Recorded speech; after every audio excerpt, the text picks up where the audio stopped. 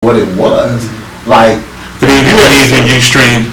Doing a little pre-conversation about the upcoming show. We're about to start Build and Destroy Radio.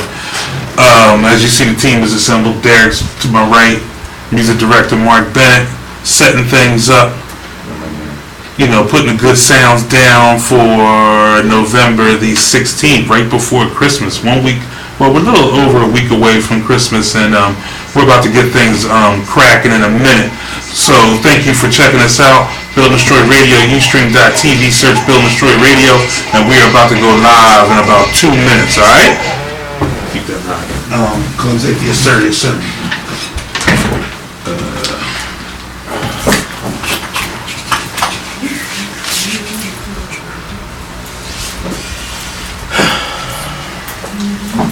You looking like either the G'd out hitman, or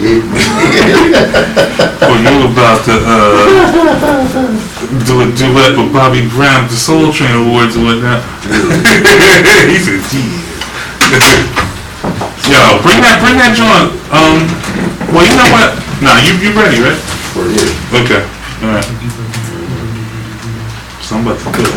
You got a joint? You ready? Yeah, whatever. Alright.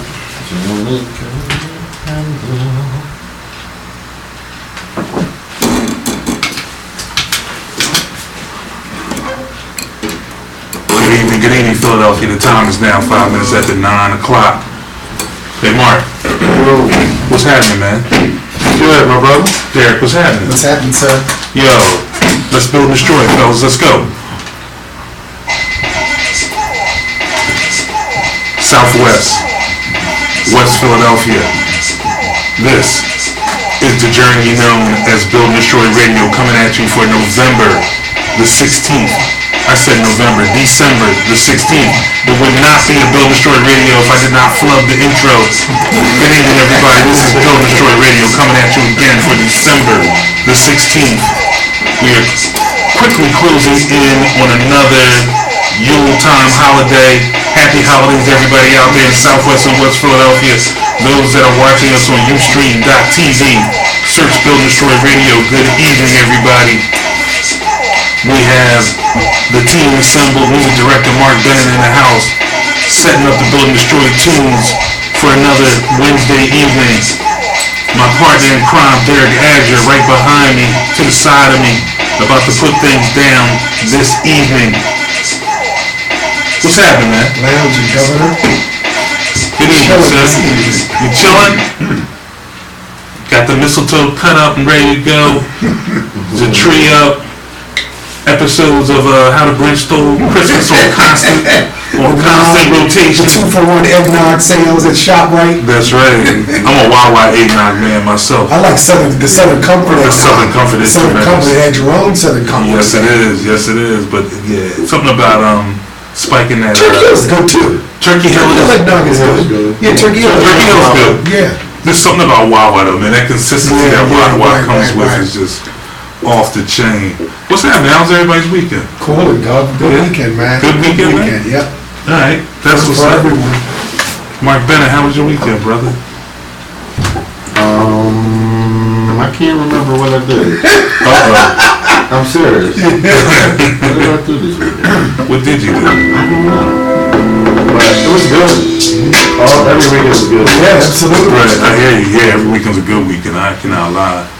I know what I did. What did you do? I battled at Toys R Us and Walmart for toys and, boxing people out for Lego pieces, all kinds of things. I spent my whole Saturday night shopping for, playing Santa Claus.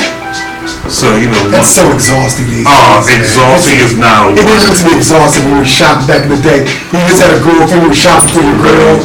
And it was cool. When you're shopping for your family, it's exhausting. It's exhausting. Well, I'm an official online shopper. Yeah, online. I even online, box come to the door. Mm-hmm. Damn, it's a wrap. Yeah. I'm gonna go out. I think I'm gonna go out either tomorrow or Saturday. You gotta go out. You gotta go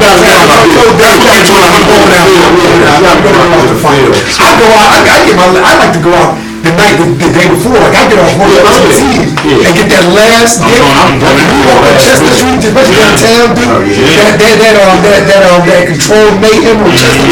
Everybody's getting that last gift, stores are closing, trying to get the last little deals up. I always do that AOP Christmas Eve run. You know, that last, when they close at 6, you know, about 5:25, 5:35. Yeah, you be when the snow joint sometimes. Yeah. Snowing like that's good. So, I mean, it's crucial for me because I got one last check to get a couple, scraggly gifts for people. So I'm going down to the 11th hour. But yeah, it is exhausting. Because I remember I was pushing the car by myself. I was in Toys R Us. I had to sit in like the baby section, like one of those baby rocking chairs. Like, whoa, I do not remember it being this exhausting. Like, yo, I'm wore out. To the point where I was supposed to go out the next day. I was like, I can't even make it. I can't even leave the house. Forget about it. Yeah. But that's the stuff that gets you in the mood for Christmas, doesn't it? You know, being amongst the people, getting caught up in the whole Christmas madness, and seeing the manger scene. Seeing the kids sitting on Santa's lap out the wall, it's good stuff, man. So, I'm a heavy Christmas head, so it's my favorite holiday. I go hard with Christmas. And it's all about friends and family. That helps too. Friends, that's what it's about. Loved ones, friends, family. It's that one time a year you got an excuse to pull people in, like, let's get together. Throw back some eggnog, drink some. I actually got plans. I'm gonna do a little something different for Christmas. What are you gonna do? I'm going to the homeless kitchen, man. I think me and it is. Good. We're gonna get up a Christmas morning and serve breakfast in the homeless. Nice. I think we both excellent. Nice. I think if my son could use something different besides just sitting around opening gifts, we'll spend time with the family, but I want to do a little something different, man. I think I want to do that. So that's what Jesus said. Yeah, man. I'm hungry when you feel me. Indeed. You go to work, man. Definitely. That's excellent. Nourishment for the soul. Definitely. I like it. Conversate. I really wanted to conversate and get some different perspectives from people that don't have things, So I just, by no means is he spoiled, but he needs to see how, people that have less. That's going to be applauded from the father to his son. Hey. You know what I mean? He'll remember that. All his days. He'll remember when his dad took him out to the And remember, and then that sparks something in with him going forward. It's that that kind of understanding going forward, make him a more well-rounded young man. So Build and Destroy cares, everybody. That's what it's about. Speaking of spoiled, man, I got a spoiled one on my hand. I need some advice. Let's put the numbers out there. This is Build and Destroy Radio. We want to encourage everybody to jump in on the conversation with us.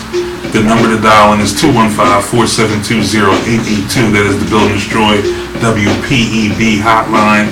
If you want to join in on the conversation or drop your knowledge on us about your thoughts on any of the topics that we're going to talk about this evening. But, I was about to get into, my son is so spoiled, man. Like, wow. It's incredible. Like, I need advice, y'all, because whenever he doesn't get his way, he goes into these tantrums. He just stops. You start hearing this, sound like a wet, lost puppy. Like, he's playing soccer right now. So he's learning the basics of soccer. And one of the basics is you have to run to the ball and actually put it on your foot and kick it. Yes. That way. Not that way, not this way, that way. So he's got this whole deal where he can't get to the ball and the other kids are getting the ball. He won't get it. You see him slow down. Then he starts dragging his feet. Then he just stands there and you see his chest going up and down. You hear it. So I'm like, what are you doing? You're doing the right. You got him in the right, man. He's going to learn how to compete. He's going to learn how to take it out. Exactly. You learn how to compete. You learn how to take it out. Learn how to not. You're not going to win every play. You're not going to win every game. That's what youth athletics are for. To start to learn those dynamics, those life lessons. Right. You got to press harder now. You got to run harder. You got to run longer. You got to run stronger. I had a little tool from the night. I made him go straight to bed after practice. Good. I told him, I said, no more. We're not going to do this pouting thing. I was like, I can't take it. So I was like, it's shut down after tonight. He pouts after the game? He's fine afterwards, but the coach, he started like, little fake duck tears because he couldn't get to the ball. I was like, what are you doing? So, I mean, I don't know. Have any of you experienced that with your kids? No. Yeah. Well, you said it's his first taste of it. This is first taste. Competition. Mine was different because Marquise's first year is football, which is, I would say, a little to a lot more intense when they first started hitting. And that's usually the point where, because they running cones and running through tires and doing laps and all that. Then you do throwing the ball, catching the ball, little ball skills. Then when the pads come out for the first time, it's always a difference. You find out who really wants to play and who don't want to play. Yeah. So he had a little breakdown during the joint, and the coach was like, "Mr. Bennett, come here." I went down. He was crying. So he's like, "I don't want to do this. I don't want to do this." And I was like, "Well," I said, "if you don't want to do it, I'm not gonna make you play." I said, "But what you're not gonna do is leave the field in the middle of practice. Like, you're gonna finish this practice, and we'll talk about it afterwards." I mean, and now he's Mr. Football. So sometimes you gotta go through. Yeah, you do. So this is first taste. You're right. So I'm gonna try and be patient. How old is he now? 6. Yeah. Yeah. So I'm worried. Like, was I too hard on him? Like, maybe a little bit. Because I kept asking. I was like, "How old are you?" He was like, 6. I was like, "Are you 2?" No. How old are you? I'm 6. Are you 2? All right. Well, we're not gonna do this anymore. I'm not gonna accept this anymore. Every time I see you pout, you're gonna get punished. My philosophy is you 6, you 16, you 30. If you 6, I need you to conduct yourself like you 14. 13, I need you to conduct yourself like you 23. Like, That's a hard line. 23, I need you to conduct yourself like you 40. Like, the standard has to be so high. At 6 years old, you can only be, 6 years old, but the standard has to be so high that when you fail, you're still above the standard. So, and then it's hard with the mom come around. Listen, mom is harder than me. Well, that's good. Yeah, mom is harder than me. The problem is grandma and auntie and those are the ones. Yeah, but so all right, I don't feel so bad now. I'll move forward. So, first hot button topic that we're gonna jump into this evening. And when I say hot, I literally mean hot. This weather we've been having. It's been 70 degrees. Again, today is December the 16th. About 10 days away from Christmas. Yeah. And, I really wanted to hit some balls out in the tennis court today with some shorts on. Or this past week. The weather has been crazy. Have you been partaking and enjoying the weather, Derek? It's sweet. Have you taking full advantage of this? Full advantage. I'm out. Spring weather. Yeah, I like to be sunroof open, driving slow. I like to watch football with the screen door open on Sunday. Just How have about the that? door open like it's springtime. That's always a treat. Neighbors were cooking out. Yeah, I smell grills too. Neighbors were cooking out, man. If I'd have had the forethought, I would have fired something up. When I watch football these days, I have all the lights out. It's like I'm in a cave, like it's no enjoyable football. A dark drink, a hard substance. Roll on. It's nice out, man. I'm like, oh, it's not. No, it's not. We have to prepare for winter. Winter is coming. Take it up, light coming in. Take it up, Scott Davis. I'm Rain, light coming in. I got a surplus of canned goods. Enough food for the last week. It's rugged out here. It's rugged out here. Listen, brother, you really don't understand what you're talking about football-wise, but I think we're both dug in. I don't know, but I don't know what thing holds for anybody these days. I don't know, man. Week to week. I just seen the post. We can still win the division. And here's the thing: we can still win the division, and we can still have the #1 draft pick. At the same At time. 4-9, we can still. That is the craziest scenario in like the past 50 years. Like to be 4-9 with a chance to be a division winner and a chance to be a #1 draft pick. Like it's crazy. That is crazy. Crazy. Just as crazy as the weather. Yeah. How about that? It's just as crazy as the weather. So, so you got people taking advantage of it. You see people walking the dog, But there's always people that you see that go over the top. Like I was in the market, right? People either take it one extreme or the other. Flops and all. Come on, this chick had like dolphin shorts on, like a tank top, like flip flops. I'm like, really? It's still December. It's not that deep. Yeah, I hope the new year you're about to get really sends you a It's not signal. that deep. So you have Go with no jacket. no jacket. Roll your sleeves. Yeah, absolutely. That's Roll your sleeves. Roll window down. Driving. That's fine. Yes, sit on the step for a little while. So these people always take it over the top. And it's funny because like when you look at weather like this, the tendency is to just forget about the global warming backstory. Yeah. Like people thinking like, is this global warming? To me, it's just a nice day. I'm not thinking long term. I'm thinking today.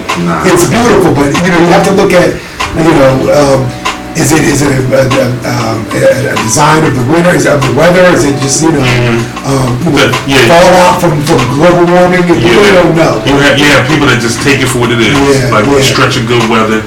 Then you have That's how I am. That's how I am. You have others that go biblical with it. Focus will be next. Right. That's why scientific with it.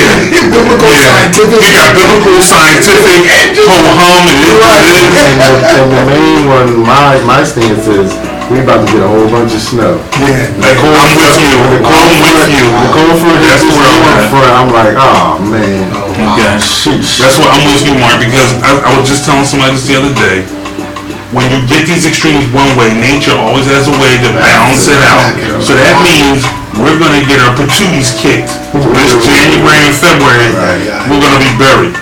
You're going to see the test screen come up. Build Destroy Radio, whatever you want to see. Because the EMS is similar. Being closed. Exactly. So, that's what I'm expecting too. So, but I've met everybody. I've met the biblical person, the one that stand up like Moses with 2 tablets. Right. They want 2 animals, and I've met the other people, and that just take it for what it is. I've also met the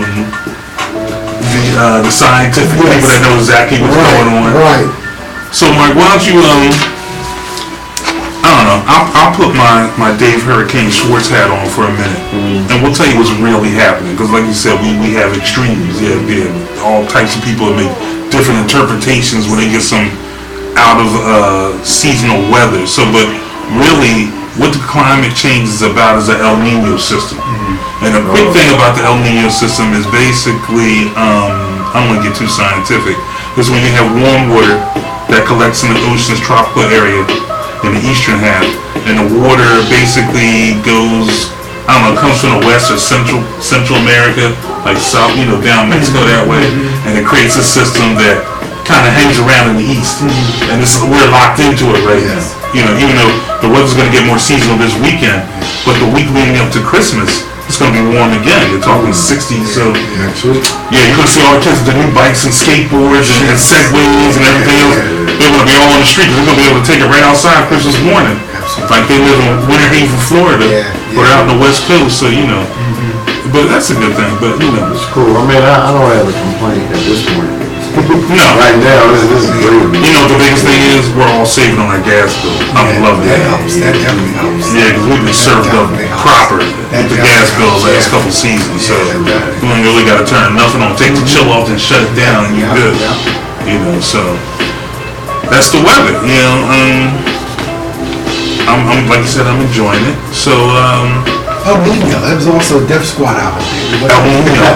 That's what I didn't really like that. Only a couple good joints on it. Couple good joints on it. But you're right. Not the strongest. You're absolutely right. Not the strongest. So once again, Build Destroy always find some way to correlate everything. Not only is it a strong weather system emanating from central and western United States, it's also a Def Squad album. Shout out to Eric Sermon, Redman, Pete Double, the rest of the hit squad. If you're checking us out on Build Destroy Radio, call in 215-472-0882. That's right. So, I guess there's no way to really segue this. We're all Jodeci fans. Speaking of music, something that we love. Segue right into the music. That's what it is. Yeah. Derek, you brought up an interesting question that we're going to talk about tonight. Absolutely. I will profess our undying love for the group, Jodeci. the R&B Bad Boys Absolutely. from the Carolinas. Chakalaka Boys. Yes. Yeah. Raised in the church, but knew there was something else for them.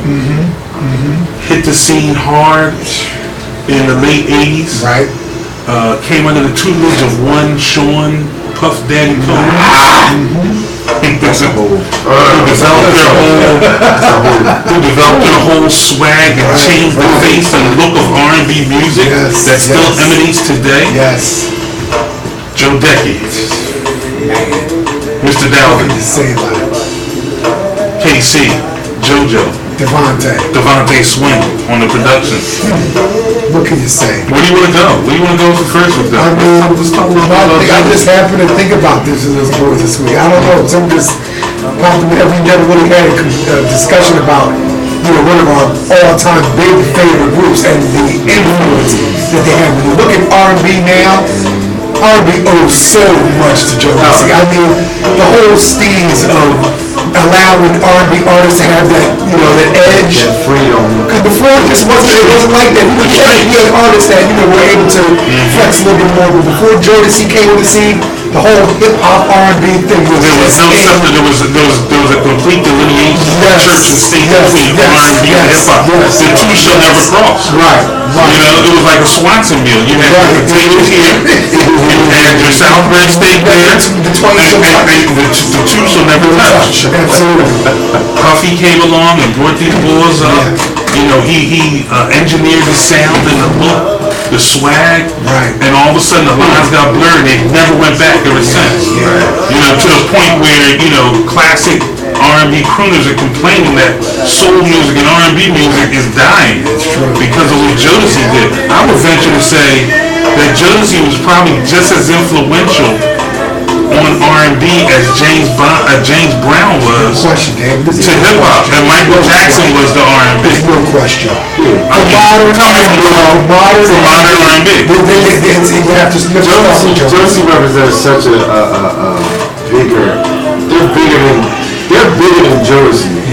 I mean, first of all, music in the 90s was just phenomenal. Yeah. And like you said, Sean Puffy Combs came in, and everything he touched was gold at the time. Yeah. I mean, his influence on Total, Jodeci, Biggie, Mary J, what's my man, that rap? Father MC. That was one of the first album, like everything, like he was phenomenal with it. But He had his pulse on all Jodeci, like you had KC with the Teddy Pendergrass, give it to me. Then you had JoJo with the smooth, like the barge type joint, and the way it mixed with the It's amazing. It was just, I mean, it's like you can't even really describe, like you said, that sound, that Jodeci That's what I'm saying. It was an R&B Tribe Called Quest. Right, yeah. The way Fife and Tip mixed, it just Played off mixed, so it played off one another so good. Right. And then, like you said, they came out and was like saying things with slang. And because I said, like, I don't remember like H-Town and all them and they came in and they were a little more risque with their lyrics or whatever, but they all were playing off the door. Jodeci did with a little bit of class and a little bit of hood. And it was just... And the music was amazing. It's really to be ashamed of, because you had a handful of groups that were one-hit wonders and one and done. And when once Jodeci broke, because it was such a hot trend, they were able to cash on. Even some of our favorite, David, Highland Place Mobsters, and a lot of these groups that, remember those guys? Highland Place Mobsters. Still one of my favorite albums. Oh, That album is still selling from me. absolutely. You had some of those. Dallas Austin? Yeah, absolutely. Yeah, Dallas Austin. Dallas Austin was huge. Yeah, but I mean, you had those groups that kind of, once Jodeci kicked the door, when they were able to kind of make a quick mark and get in and out, they didn't have the longevity, but the fact that, like, speaks to your point, it was also excellent music. Jodeci's music is timeless. It was It is. Their whole movement. It was a movement. That whole movement was just incredible. I mean, gear. I'm you know, we're performing. we're heavy into the aesthetics. We're fashion heads. You know, that whole, I just really cling to that, like plaque to a bad tooth, to that whole, you know, the Super Tims with the jeans, with the car jackets, leather pants, jerseys. They were so ahead of their time. The I Would Cry For You video, with them in the desert, with the big overalls, the overalls on that one, Jordan, the like leather overalls with the boots. They could juxtaposition though. In the desert with leather, all leather. That's what I'm saying. It was super clean. And not sweating. It was crazy. And not sweating. And you were, That would be at the thing science to that video. I mean, you need to really dig, because like, it wasn't CGI desert. It was a wide pan shot, and all you saw was sand. It was somewhere out there. You're talking about an era when, you know, 500,000, you know, $1.2 million budgets for a video was no big deal. You know, the game was eaten back then, so the budgets were huge.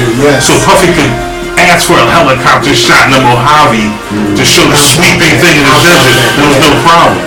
Now, if they did that, you have cats in front of a green screen throwing up sand from Home Depot, like a real in the desert. It looked like the sand was skate too. It looked like somebody, like they doing an infield. It was just like they doing an infield.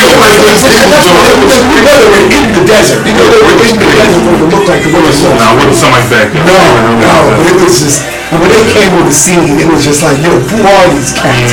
Everybody came with that mystique, it was like, yo, who are these dudes? Yeah, you take This type of music. that whole period, man. You talk about the period when you saw street teams, you know, people in front of clubs with you know, Josie Jackson, Town Chicks walk around with Jeep paper on, with the acid wash jeans, the Jodeci logos, and handing out samplers, and It was classic R&B in the sense of they weren't the best looking dudes, but they had all the women just because of their lyrics and their style, just the, you know, the smooth hustler gangster type lane. I mean, but the other thing important, and what separated them, because you brought up H-Town, we go on with the copycat groups that followed Jodeci, but the thing that really separated them from the pack and set that movement and kept it moving and still moving is that they were steeped in classical R&B. There were no tricks to JoJo emoting those emotions. And KC following behind with that Eddie Kendricks, you know, Bobby Womack, you know, that was real soul music at its heart. Because to your and then Puffy just put the shiny veneer of 90s b-boyism on it and just freaked the whole game. You know, the environment where you sing with emotion and you sing with feeling, and then you come in and you just drop it right into the heart of R&B, man. It was just... And then the strife that they went through, nothing makes for better art than strife and struggle. And this story was just great. Yeah, this story was great. I mean, it's full of driving up and waiting out for the band in the studio.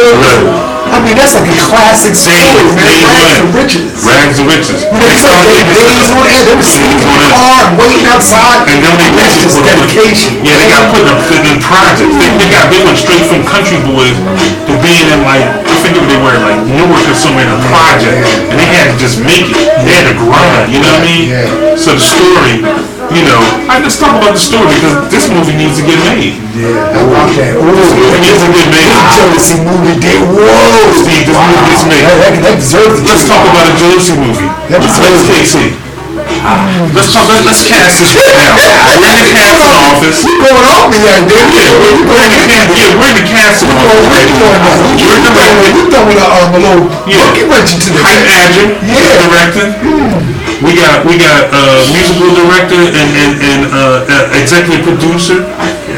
Who plays KC? Let's start with KC. Holy smoke, she might have to find somebody off the street. KC. I mean, who's in the game right now could play KC? I'm gonna go Bokeem Woodbine. That's not bad though, David, but looks but can Bokeem sing? Looks-wise, you're actually not wrong. I would go Wood Harris is interesting. I would go from a Wood Wood Harris for KC. But here's the thing. Is it, like you said, off the street, do you want a cat to be coming and sing? Or do you want a track, do you want just to be... Well, let's throw some names out there and then we'll see. I don't know what percent. Because I know who'll be Mr. Dalvin. I would go with the young boy, Matt Wiles. Matt Wiles? He can really sing. And the problem with that is... How about Trey Songz getting there somewhere? Trey Songz could be KC. He could be KC. Yeah. Trey Songz? I like that. KC. Nah, it doesn't matter. Let's just play an African doctor. So be, come on, little creative license. I like that. I like that. Okay. Now, JoJo. JoJo. That could be Bokeem. Maybe. Very good. JoJo? Ball head. You going JoJo?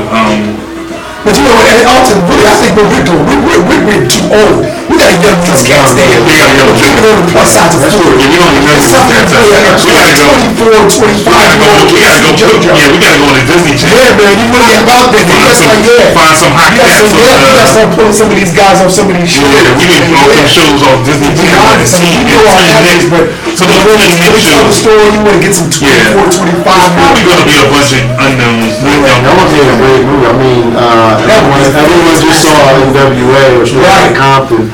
Jodeci deserves it. Jodeci deserves it.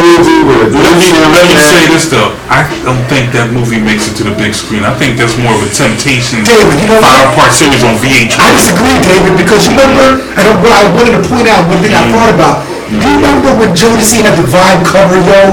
That was it. They were insanely high. When they were on the they were a national story at that point. I mean, it was Jodeci. They were the group.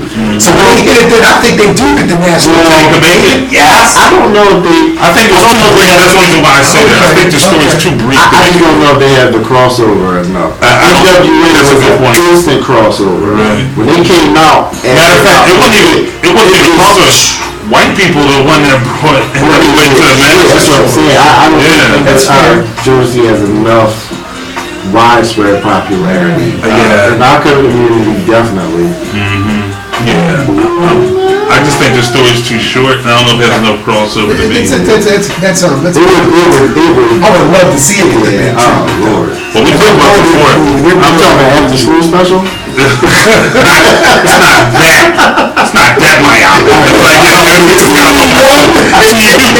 wow, you gotta even shrink it. How about an unsung? Can we get a... They should absolutely have a I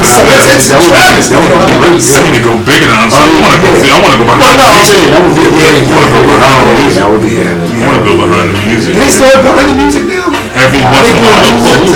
Not in a couple of years. They pulled it back out. They renamed, they hashed it into something else. I see. Called My Story or something. I forget what it's called. Backpage, something else. They changed it to. These are the ones I was talking about. This is it for me. This is number 3. This is Really? number 3. Wow. I promise you that. I'm like, this is on my 3. This is on my 3. I promise you that. I'd lose it. I think it stops when this song comes on. For me, it stops. If this comes on my iPod, it stops. It stops, and I'll play this. This is you're now listening to Pump It Back by Jodeci. The show that The Hotel, the second album. This is the third album. This is, yes, you're right. Well, so let's get into it then. Because Let's do it then. our first Bill Destroy question of the night. Name your top 3 Jodeci songs. Who wants to start it I'll off? start my 3. I think Let me hear fair them. with it. Well, you want 3 to 1, please. 3 to 1. Okay, 3 to 1. I'm gonna go Love You to Life. I'm gonna go there. That's my 3rd. Okay. I'm gonna go 2nd. Pump It Back. I'm gonna go 2nd. Pump It Back. And number 1, I'm gonna go Let's Be Alone. That is absolutely my number 1 Jodeci song. Yeah, man. You went deep. When those 3 songs come on, that does it for me. I absolutely love you. Let me reestablish the question. Then you said top 3 Jodeci songs that you like, not top 3 songs you like to hump to. No, that's not. Because you can put their whole catalog for that. Yeah, exactly. My 3 songs for me, are just the epitome of Jodeci's sound. Like you say, that synergy between Casey and JoJo. And even sometimes when you hear all 4 of them come, I know Devontae and Dowell were the best singers, but when you all hear them harmonize, where they maybe even overdub, that sound that Puffy created in the studio, put them together, it's so original, it's so distinctive. You know that Jodeci sound, man. It's like, even on the interview, remember that interview?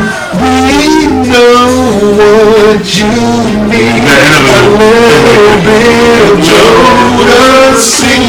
I think That's one of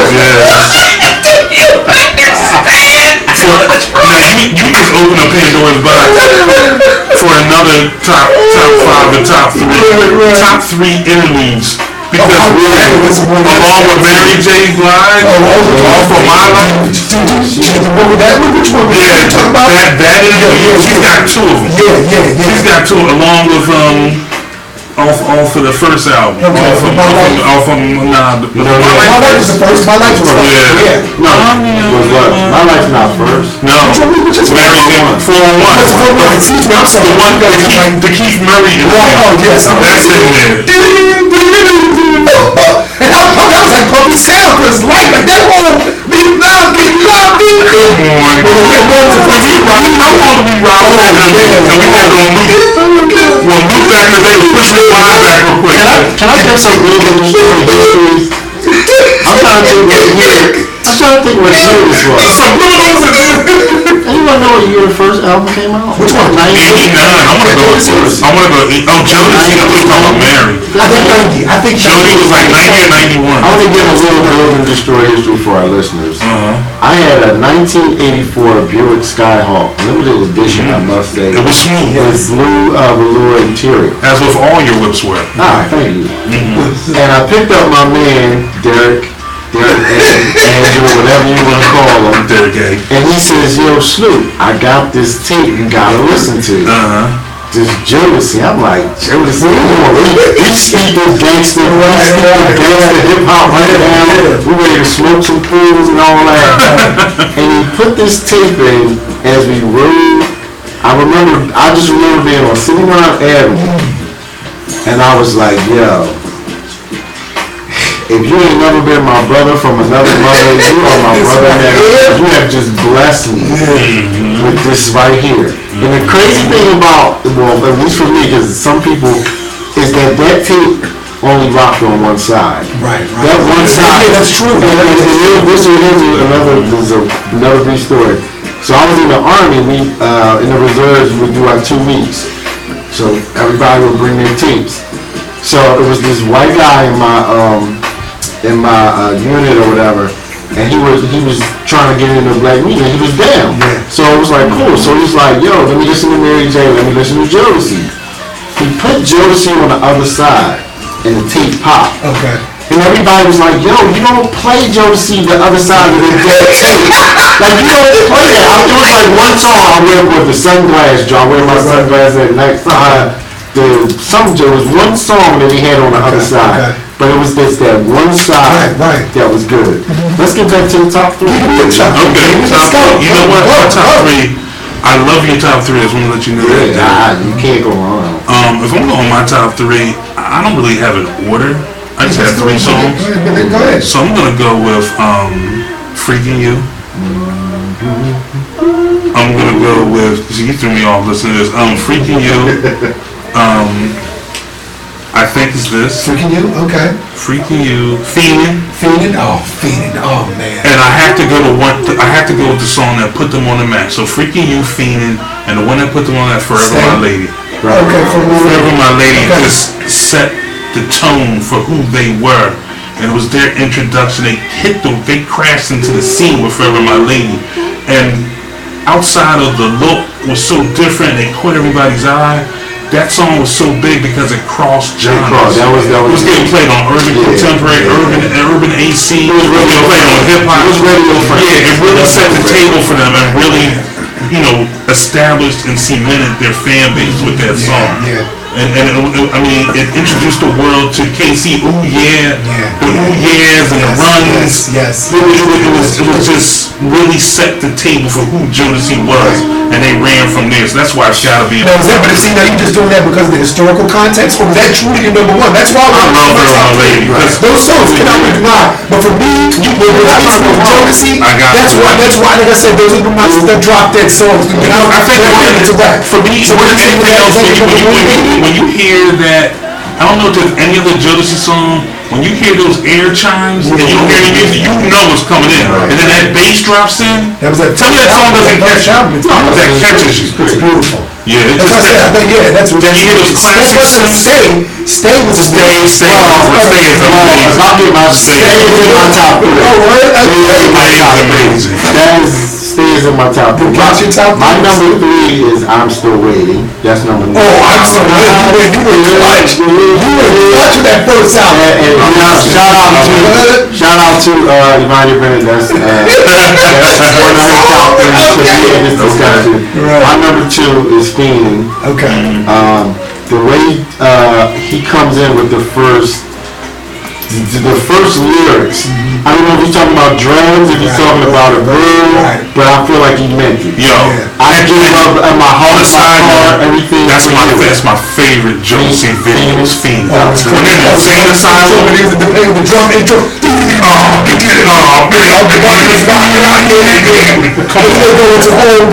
got me want to watch that video right now. The whole thing with the thing, the straight jacket, with the super fine and PVC leather with the thigh high boot. Come on, that video. That's crazy. That's the craziest video.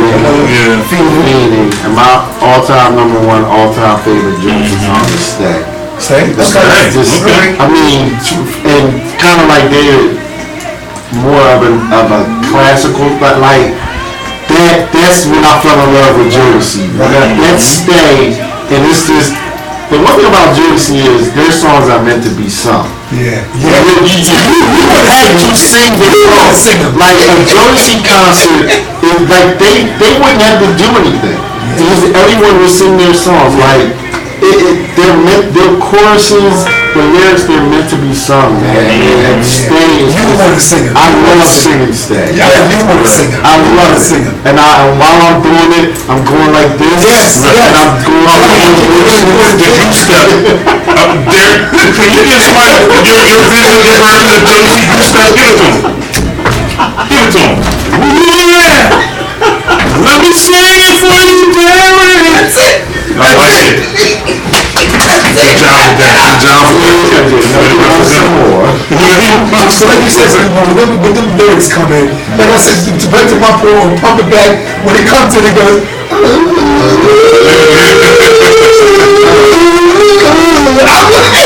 baby, can you bump it? There's so many honorable mentions. You broke your arms and all the thing. I love the diversity that you have. Everybody can read. I would agree with any of them. Right, absolutely. There's no question. There's no question. Now, with that being said, we've outlaid our top 3. What about the new album, man? There you go. You beat me to it. Let's talk about the new album. Mark, I think me and you had this discussion. I mean, I thought it was a good effort. I loved that first single. It was Jodeci. It gave you such high hopes that album was going to be tremendous. But the thing that I see for a lot of these, as artists get older, I guess it's a microcosm of just getting older overall. Right. You know, it's like you can still run, but you just can't maintain. Like I'm good for about 30 yards or so, but once I get to like 35, 40, I'm done. I see you run all day as a young right. And I run all day. Yeah, exactly. Run all day. Right. Track after track. Tremendous song. No skipping.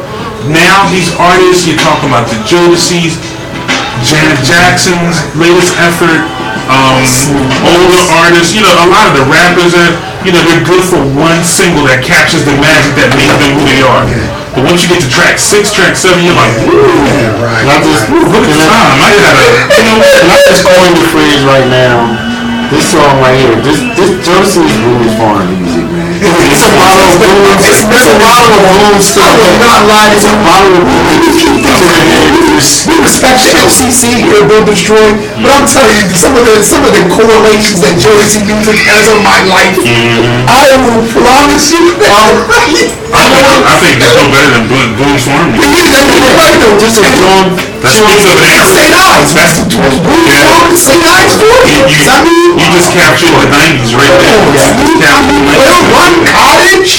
I mean, you already in the apartment complex where the sets were. I mean, come on.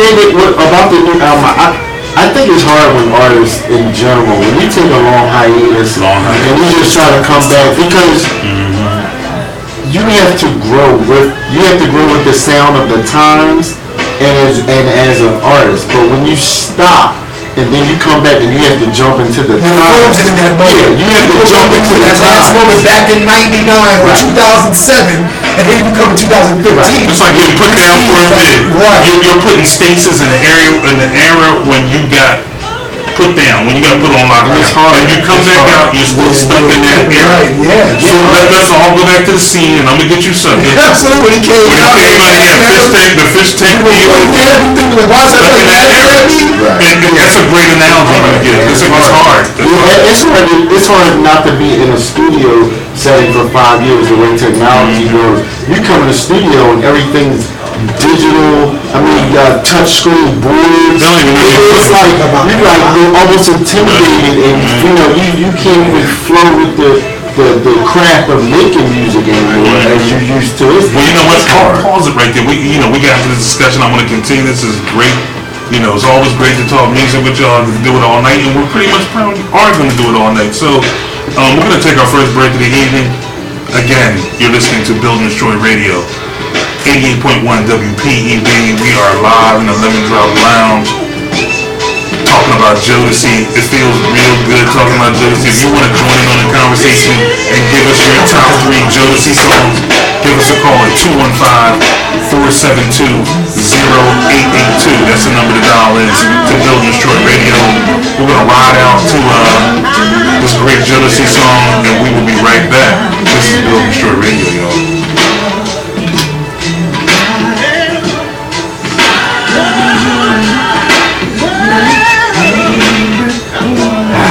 First of all, they're not the best album. Still to this day for the album.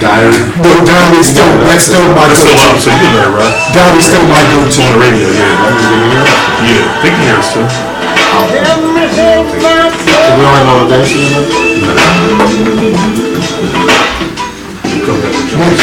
Diary's still my go-to for that. Even 2015, that's still my go-to for that. What you gotta do is, you gotta make an extract playlist and drag all those into one, format them. Need your minority report.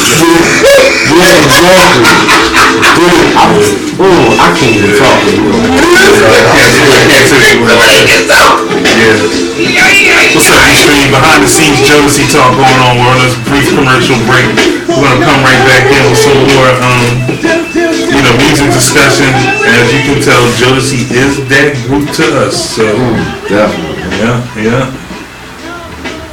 I may as well come back in. You ready? I like them. Come back in on that.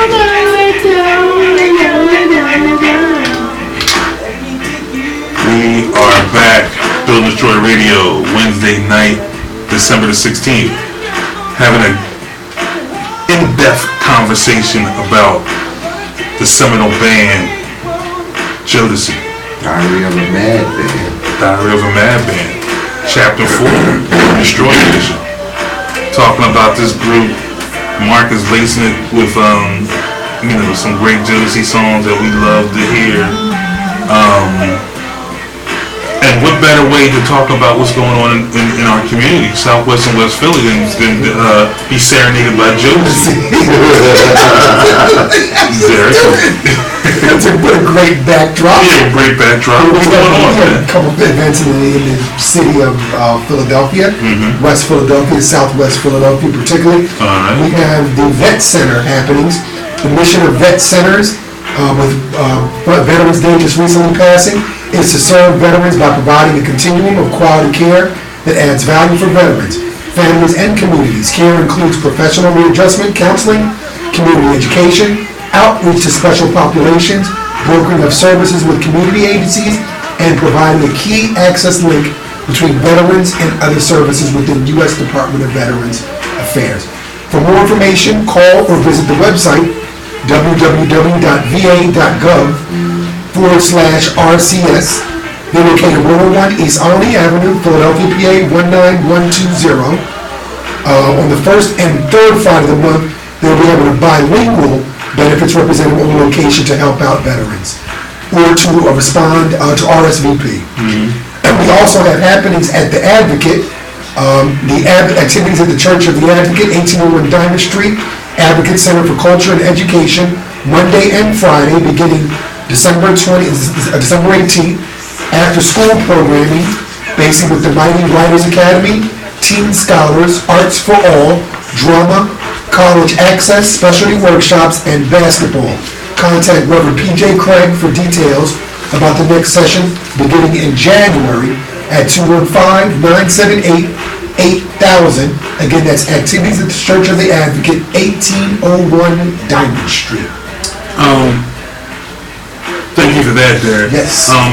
When we do our next commercial break, do you have anything holiday happenings coming up? We'll have some, yeah, absolutely. Let's do some holiday happenings. Absolutely. Some things going on. Yeah, toy drives, anything like that. Yeah. Indeed. It is the season. Absolutely. Season is the reason, or Jesus is the reason for the season. Absolutely. So, if you want to accumulate some of that, Sure. we'll drop that on our audience going into our next station break. Yep. Let's talk about what are we gonna do next? I just got one thing to bring up. What do you want to bring up? Y'all remember the Josie Wu-Tang collab? It's just an epitome. But it's an epitome of how an R&B group mixed with one of the hottest hip hop groups at the time, and took remade a song and made it an absolute banger. Yes, and made it an absolute banger. In my top 3. Yeah, I mean, you don't have to. High School Milk and Lord Dooms. Oh man. High School Milk and Lord, like even the Will Spitting song was just crazy. Like, And then don't forget when KC was at his height too, and he came with "If You Think You're Lonely Now" remix, which to me is one of the all-time greatest remixes ever. A hard song. Absolutely. If You Think You're Lonely Now. Yeah. Clutch. Yeah, I mean. Yeah, that was tremendous. And I mean, you can go on to KC and JoJo. I mean, yeah, absolutely. I like the first two albums were good. They were My Life and X. They were family. I couldn't stand them. They were so. I could stand them because I needed some JoJo. I needed the closest thing I could get. So, I mean, they had some songs and they transferred a little bit of Jodeci in there, but as a whole, they didn't hold. All My Life is still cheesy, though. I'm sorry, David. It's as much as I love it. That's why I can't do it. All My Life is about as cheesy. Every time I hear that track, I'm up to the crackers.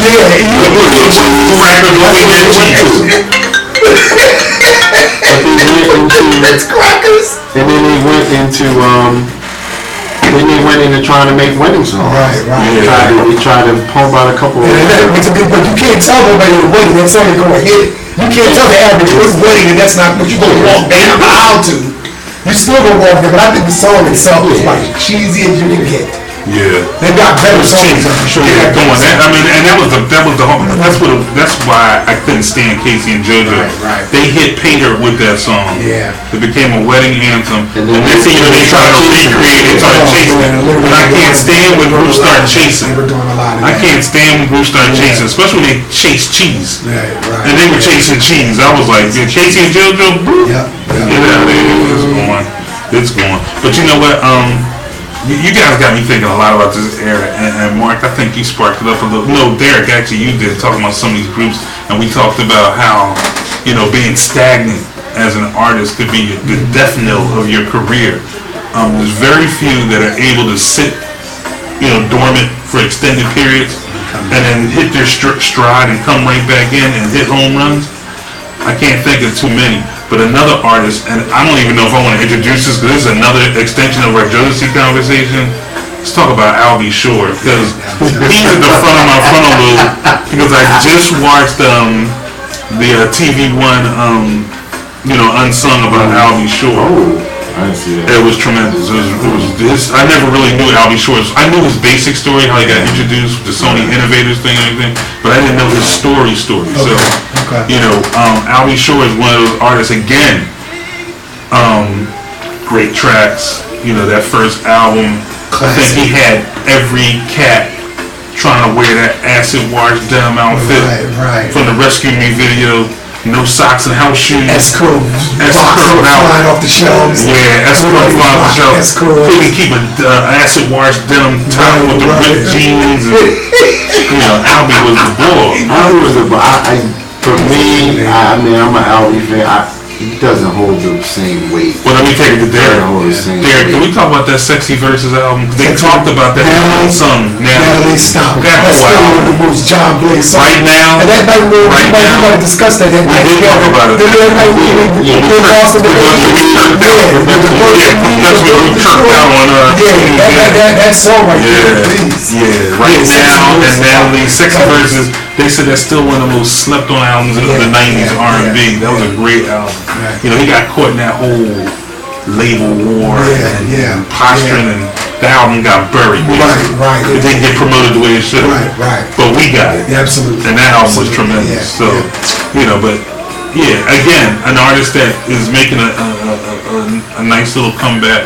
Got a good song here and there, but just can't maintain it because they've just been out of the game so long. So you always see those flashes of what made them great from one or two singles. You know what I mean? So, shout out to Albie, shout out to all our favorite 90s. That was just a great era of music. Sure, because I'm thinking about 3 more of the groups that I want to talk SWV, I want to talk Early Mary, I want to talk Intro. Wow. Come inside. Come on, man. Total was I used to love Total. I love Total. Shout out to my brother to Level 112. That's 112. But if you notice one thing, a lot of these things went through Puffy, man. Yeah, of course. And also, Puffy had that whole uptown movement. You know what I mean? But that structured the game. I've sat in barbershop for about since Drake came out, and Big Bub, Dave Hollister. Wow. I mean, I've been lobbying for Drake to be under Puffy's tutelage. Like at least when he first. So I look at Drake and his style sometimes, like his lyrically and everything, his whole everything. If you just throw a little puff on him, and Puff said, "Nah, don't wear that. Wear this." No, this sample. Can you imagine? When you bring that draws you to a great analogy. Drake is basically the next millennium version of Albie Shore. And we had this discussion on one of our pilot shows about French Montana, and how I said I think French Montana is a derivative of Puffy, like him, just the influence. Because to me, he's not that talented. Like if you switch Drake in Montana and put Drake in Montana's shoes, I think it would be ridiculous. Absolutely ridiculous. Yeah. Absolutely ridiculous. Yeah. But Drake is the next millennium Albie Shore, basically. He's the Albie for this generation. These kids. Wow, remix. So, yeah, man, this might be a terrible segue, but I wasted about 10, 12 minutes of my life, maybe 15 minutes watching the Republican debate last night. Oh, jeez. Just so I could throw it out. Had trouble sleeping, David? Had trouble sleeping? Yeah. Warm milk in the Republican debate. That'll do it. Yeah, that'll do it. And I have to say that, I haven't really watched one in depth since they've been doing them. So I wanted to just see what they were talking about this round and what was going on. And it seems to me that, all the combatants or candidates on the Republican side, they're all chasing Donald Trump's tail. Sure. We watched them, and basically you had Jeb Bush and Mr. Rubio trying to come at Trump's neck the hardest and trying to reestablish their positioning in this whole race. The most surprising thing to me was how far, and I haven't noticed this, how far Chris Christie has fallen. Yeah. When he first came into the game, he was a lion. Yeah. But let me tell you something, that whole bridge scandal buried him. It took the steam, it completely took the steam out of his sails. Yeah. I mean, he has no, there's no synergy behind him anymore. Like, you could feel it when he had the podium to speak. And this is a incomparable lack of energy. Yeah, it's a wrap. It's a wrap for Chris. It's a wrap. Like, he just ain't got it. Come on, man. It's like Biggie coming at Kwame in the coconut. You know what I mean? He's done. He's done. Did anybody, considering, did anybody else distinguish themselves in your opinion, though? I mean, out of the Republicans, I'm not feeling any of them, but I really feel, I'll say this. Jeb Bush, he represented himself well last night. He had some good barbs and good points. I mean, everybody was really trying to come at Donald. Yeah, come at Donald and also try to establish what their plan is going to be against ISIS. Each person, I think that was one of the questions that the moderator asked, and I think they all had some pretty good ideas on how to deal with ISIS. They really made that a point of emphasis. Sure. And for good reason, after what happened in San Bernardino. So they all try to take that tact. It's about coming at Donald and their plan for how to deal with ISIS in the future. Because that's now taking over as like the biggest, I guess, election concern for just Americans. Yeah. I think that's now kind of more in the forefront. Like, your platform has to address ISIS. Because people are scared. People are scared right now. You know what I mean? That whole ISIS thing is driving, making people real annoyed right now. Absolutely. Absolutely. And it's really changing the way people are approaching life in general. Yeah. Like, I'm sure there's a lot of people about some of the domestic terrorism that's going on. I'm calling it all terrorism to me. I don't want to differentiate. When anytime you have mass shootings, that's an act of terrorism. Yeah, I agree. Whatever your motivation is, whatever, it's an act of terrorism. So, Sandy Hook, the Colorado movie shootings, that's going to affect Star Wars box office this weekend. About that. I'm sure there's a lot of people are going to fall back from going, people used to, all them lines they used to, people are not going to be in, I'm sure a large number of people are not going to be in such a rush to clamor to the movie theaters, to see Star Wars the same way. And just to show how, there's certain things in the way of that we live as Americans that's changed. Like, I was watching, previews of the movie. The movie drops this Friday. You have all the heavy Star Wars heads and this and the other. You can't even wear any regalia costumes because those you have a line full of Princess Leia and Darth Maul. Star Wars folks wearing their gear, and you said, I saw the same thing. Those days are done. They said, none of that. No masks. No masks. No lightsabers. False weapons. No false weapons. Yep. No paint or shawls. No hoods. You pretty much got a Star Wars t-shirt, and you're good. Yeah. That's about it. Yeah, the classic Star Wars t-shirt. That's about it. Where you have to look like you're going to an accounting seminar. Right. You can come in. Yeah. Looking like Dilbert. Right. Darth Maul. Man. You have to catch up with me. You can't come in. Absolutely. Yeah. Well, I just showed you. No Wookiees, no nothing. None of that. No stormtroopers. No stormtroopers, nothing. It's all done. Yeah, that is crazy. I was going to dress like Lando Calrissian. Right. I had my process due. I had my white shirt on. Lando, no. Not going to happen, Lando. Sorry. Oh, man. Are you planning on seeing it? I'm going to see it. I'll see it eventually. I think I'm going to take I'm not a Star Wars head, though, dude. I'm not. I'm not a junkie like that. Not, but I mean, I will see it. I will gotta see watch Star it. Wars. Yeah, you gotta see Star Wars. Everybody check Mark out. I was saying Mark looks like, he's about to go perform a high-end hit. downtown before he falls in love with Target.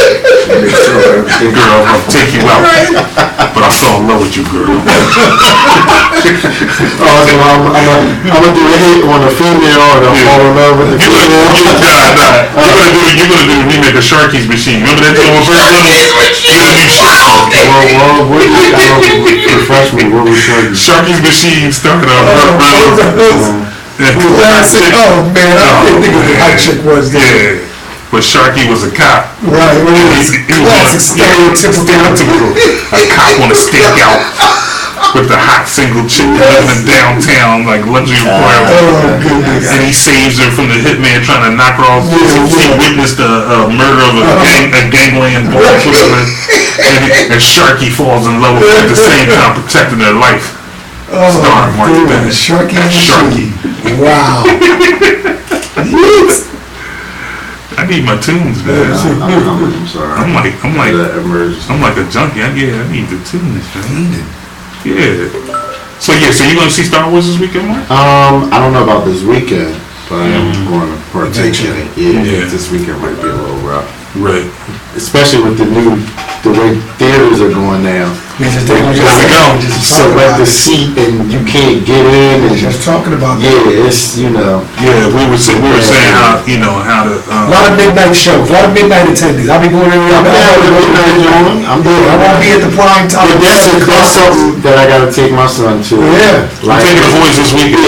That's gotta be a whole. So I gotta get seats and I gotta have popcorn. Like we gotta get there early enough to get popcorn. But all those days, like I know you wanted to go dressed as a droid and everything, but they don't allow that anymore. I might just be like the chick in the Subway commercial and just wear my lifesaver. Can't even have that. No weapons, no face paint, no mask, no hoodies. Oh yeah, well I'm down. I'm down with I was telling Derek, that's good. I see Darth Vader walk by my drink. We might catch one. You might catch a bad one. It's not going to kill me. I'm doing what gives? You know what I mean? I'm trying to watch a movie. Come on, man. Look at that. I told Derek, I said, look, man, I spent good money on my Lando Calrissian. Like, I can't even rock that. Absolutely. Come on, man. Come on. But that movie's gonna do. They're talking about it's gonna break. What's the record of Avatar? The record. And they're talking about it's shooting to take down Avatar. Oh, baby. Creed, did y'all? Oh man, let's talk about it. Since we're on movies right now, good transition. We didn't get a chance to talk about this last week, but art that we like right now. We're feeling the Star Wars movie come out, but let's talk about Creed, man. I mean, you want to talk about a tremendous movie. And to me, I thought people were kind of overshooting when they said that was probably the best Rocky movie. I stand behind it. Outside of Rocky 1, but here's the craziest thing. They had a Rocky marathon on. Yeah, on Spike. So we caught Rocky 1. I was flipping channels last night. I caught it right at the fight, like the scene before the fight or whatever, when he was in the bed with Adrian. He was like, I just want to go the distance, and then I'm not gonna be just a dude from the neighborhood. When you see old movies and they get corny, that joint was so corny. The fight? The fight? I mean, the scene... But you know what? But at the time, it was so good. That was a great... That was like the best fight scene at that time. But you know what? I looked past that. I forgot how good Rocky was. The story. Great. Sylvester Stallone, I'll say this. Rocky, like I said, that was his best performance in Rocky 1. In a close second was in Creed. Aging Rocky, Sylvester Stallone killed it. I think Creed was his best. And there's so many different levels that movie was good. The fight scene, the fight scene in Creed 25 years later will look corny too. Yeah, of course. But you know what though? I don't even worry about that. Right, no. The story, they nailed that story. Let's talk about the director, Ryan Coogler. I don't really want to butcher his name. The same brother that directed Fruitvale Station. Directed the next Rocky. He came up with the basic story premise that he pitched to Sylvester Stallone. to make this movie, to get this movie made, because Sly didn't want to do it. He was like, I'm done, you know, I saw the ways of going, they didn't go too well. And Ryan Coogler sold him on this story. And he pitched my man Michael B. Jordan as Creed's son. That whole basic premise. From Fruitvale, which he murdered. Fruitvale, that's what put him on the map. Fruitvale's Nation made him an A-list player in the game. But that movie did not miss on any level. It didn't miss from the storyline. It didn't miss from the action, how they built the story. It did not miss. The representation of Philly was spot on. No, they did it. From the definition of what a John, they had John breakdown in the movie. Even though Sis botched it, she used it completely wrong the first time she used it. I don't remember. The first in the restaurant? No, I wasn't in the restaurant. I think like that's me a John or something. She said something before that. She nailed that when I was just talking when they first ordered the cheese steak. But she had said something about a John. He was like, you keep saying this word John. What is it? I mean, they, you know, from the music soundtrack, Home Run. Yo, her music, look up the artist that did. Oh, her tracks were. Her tracks were crazy, right? I mean, the movie didn't miss. You don't like it. The movie was nothing not to like. It pulled on your heartstrings. It had action. It had that thing hit you right here. Rocky was the sentimental hero. Sylvester Stallone, great performance. I mean, that movie, man, I can't say enough of how much I enjoyed Creed. I came into it really. I've taken a liking to Michael B. Jordan as an actor. I really like Michael Jordan. From Fruitvale, from everything I've seen. Him as Adonis Creed, he really struck the right tone. I felt. He did, but he looks like Carl Weathers. He does. Right down to the fact, like I said, Derek, he didn't miss right even that. He even looks like he could be Apollo's son. But what I came away from the movie saying, I mean, I thought Fruitvale was good, but Fruitvale didn't have a wide audience. With this coming out, I said he's going to submit his place in Hollywood with this performance. And to me, and I'm just being honest, he did. Because to me, Sly stole that film, yo. Yeah, he did. He stole. I was just like, yo, this boy. You can't tell me when you didn't have a little tear kind of welled up when he first told him. Are we giving it away? Yeah, that's all right. It's okay. Is it okay there? Yeah, what you do, man? Sorry, Bill Destroy when he said that he was sick. But that he was sick. When he first announced he was sick, and he was like, you know what, I'm good with it. Yeah. That little soliloquy he dropped right there, I was like, what it was, Derek, was you're so used to seeing Sylvester Stallone, or especially the character Rocky, as this tough, macho, you know, carrying 250 cows on his shoulder, Rambo, you know. But let me speak. You know what though, Mark? You're right. You got used to that, and as the Rocky things progressed and they started milking it, it started to become. It lost its reality. It became a cartoon. But it became like Mr. T. It became like Mr. T and Friends and whatnot. But we're gonna beat this person and save everybody. It became real cartoonish. The biggest thing that I loved about Creed, it made the Rocky story contemporary, and it brought it back to real life. Yeah. It felt real. Yeah. It had substance. It had texture. Well, you know, a story you can had take the substance and the texture because of Sylvester Stallone. Yes, sir. Because he wasn't this. But also Michael B. Jordan's performance entrenched it. Yeah. Sylvester Stallone carried it. Michael B. Jordan gave it to depth. Well, this is what and the girl too. Give her props too. Yes. Let me just say this. You've seen Rocky, the character, for what, 7, 8 films? And he's always been the same person. This was the first time he was not that person. He was fragile, he was violent, he was vulnerable, he was real. Even when you look at the Creed, and I thought when he started training Creed, that he was going to be in the, you know, come on, yeah. Even his training methods was, he was just like, hey, you gotta catch the chicken, you know, the chicken's just fast, you know, we gotta catch. Like, there was no macho, but it was so real, and I mean, to me, he murked that role. I agree, bro. He murked it. I haven't seen film with Sylvester Stallone besides Rocky 1, where I was like, yo, did his thing, yo, as an actor, not just an action hero. Yeah, so it was a good flick, man, definitely a good flick. And like when we left, wifey was like, I didn't know I was going to take a tissue. And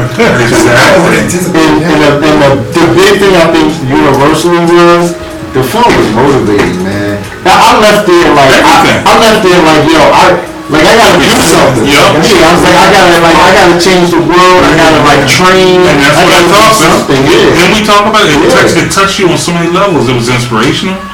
It was emotional. Yeah. It was exciting.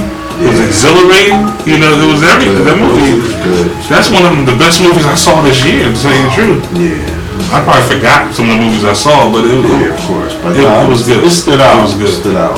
Wow. Did you have a chance? We talked when you stepped out of studio. We talked a little bit about the Republican thing. I wasted about 15 minutes of my life watching that. I didn't see it. I heard reports, and I mean, it's a sad state of affairs for the country, man. Really? Because somebody from that party is going to have a 50% chance of representing this country for the next 4 years. Scary. It's scary. Can I ask you? Sad. Can I give you both a scenario that I heard floating around? I want to get your take on it.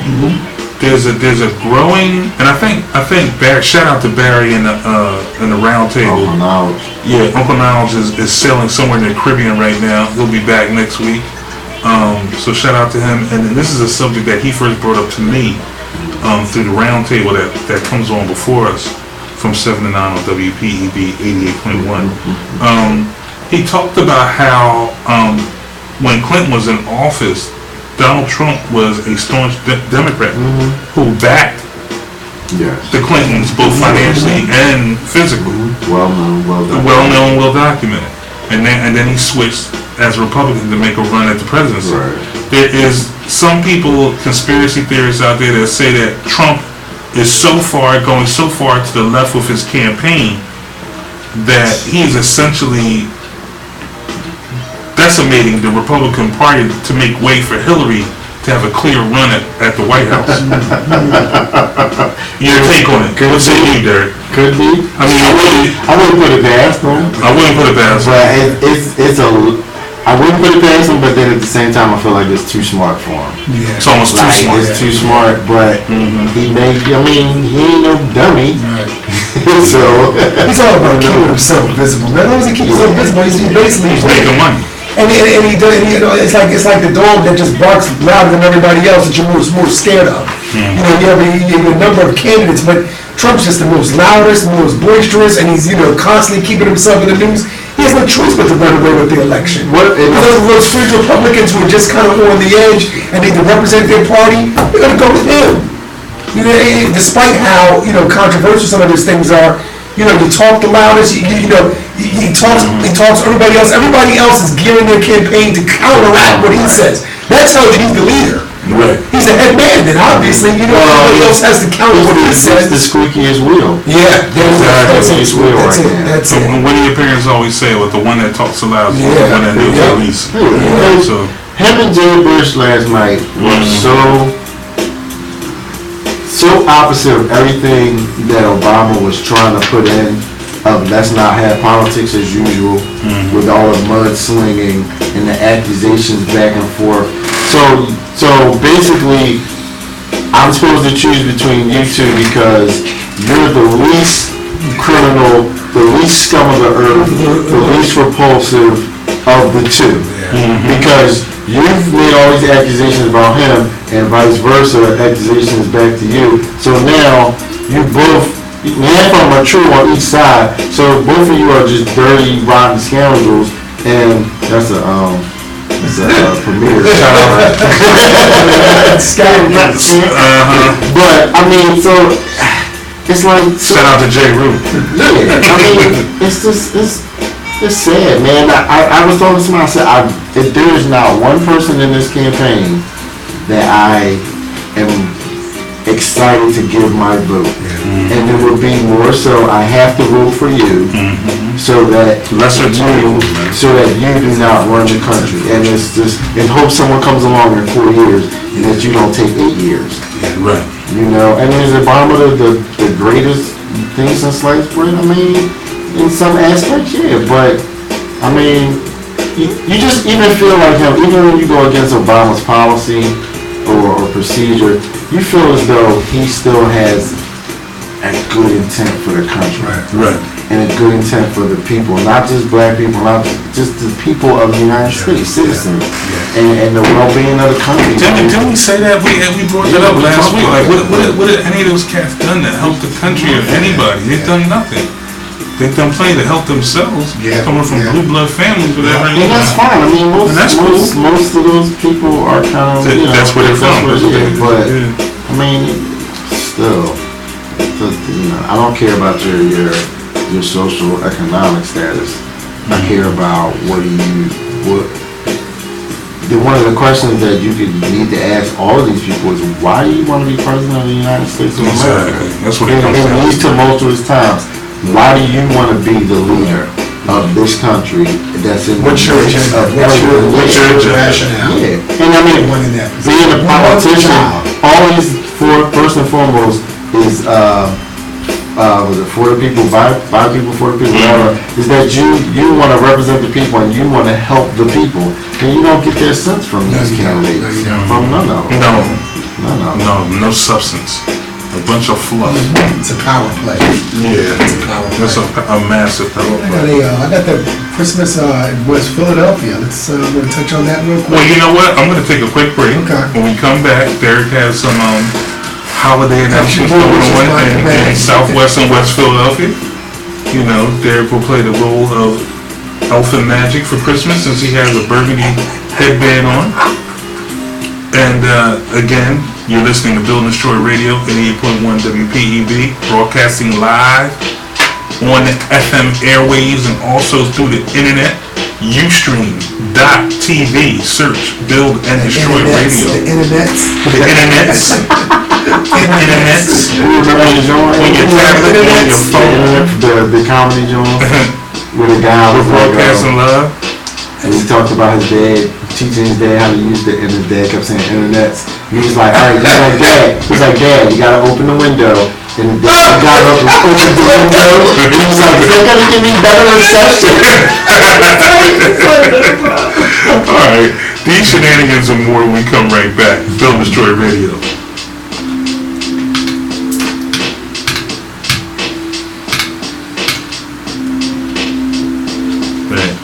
So you got Christmas too? You got Christmas. I mean, so we'll be doing an announcement. Yeah, we'll come right back. Christmas announcement. We'll come right back. Christmas happening. Yeah. You got shellac? You gonna get shellac? I just said, told him to call in 15 minutes. Okay. So when we come back, you'll do that. Okay. We'll open that question up. Okay. And then hopefully he'll call. Okay. Because he said he's whiskeyed up right now. That's more loose. That's more loose. Yeah, that's what I said too. That's more loose. And All right, more so- opinionated. More opinion, that's why I said perfect. That's the same thing.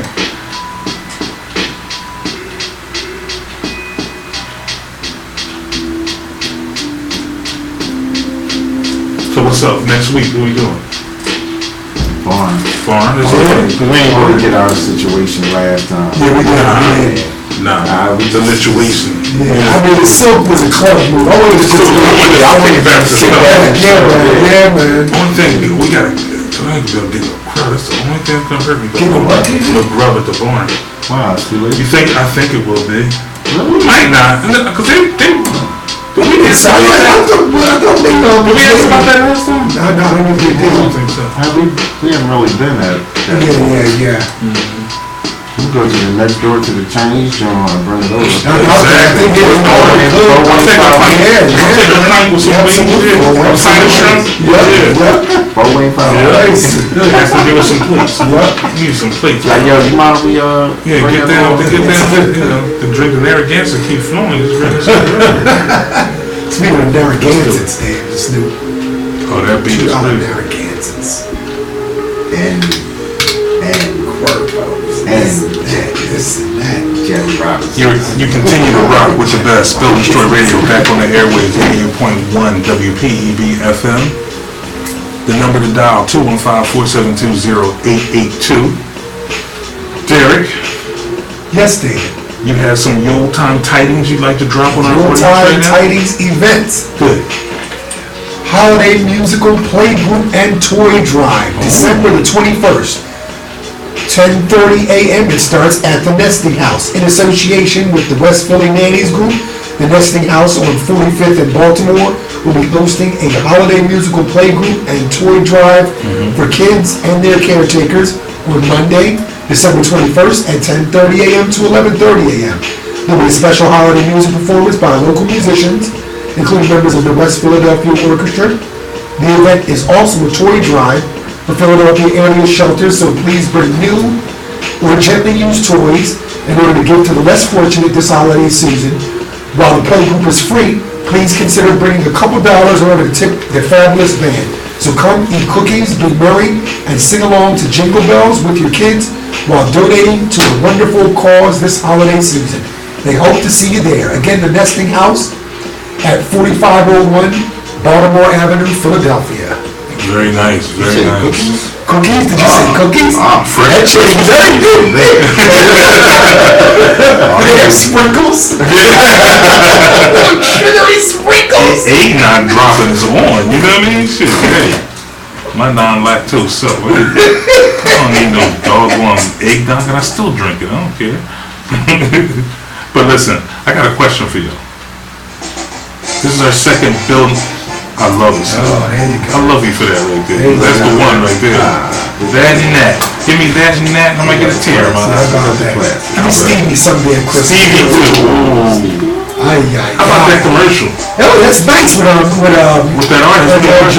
that's on, what's it, that's Elvar. No, that's not Elvar. That's not Elvar, who's that? New artist. I forget. I saw Oh, really? It was Elvar? Wow. My dad thought it was Joe Scott. My dad thought it was Joe. Anybody else? Sliver Joe, but. My mom thought it was Adele. It's silly, David. Sorry, don't be silly. She's got a little raspiness. Yeah. I mean, it's like, I need to hear her on some. Her name begins with an A. Annalisa, Elisa, something like that. Yeah. That's one of Stevie's artists? I don't know. She's a new artist. I think that. Yeah. Well, let's go into our our second Build and Destroy question of the evening.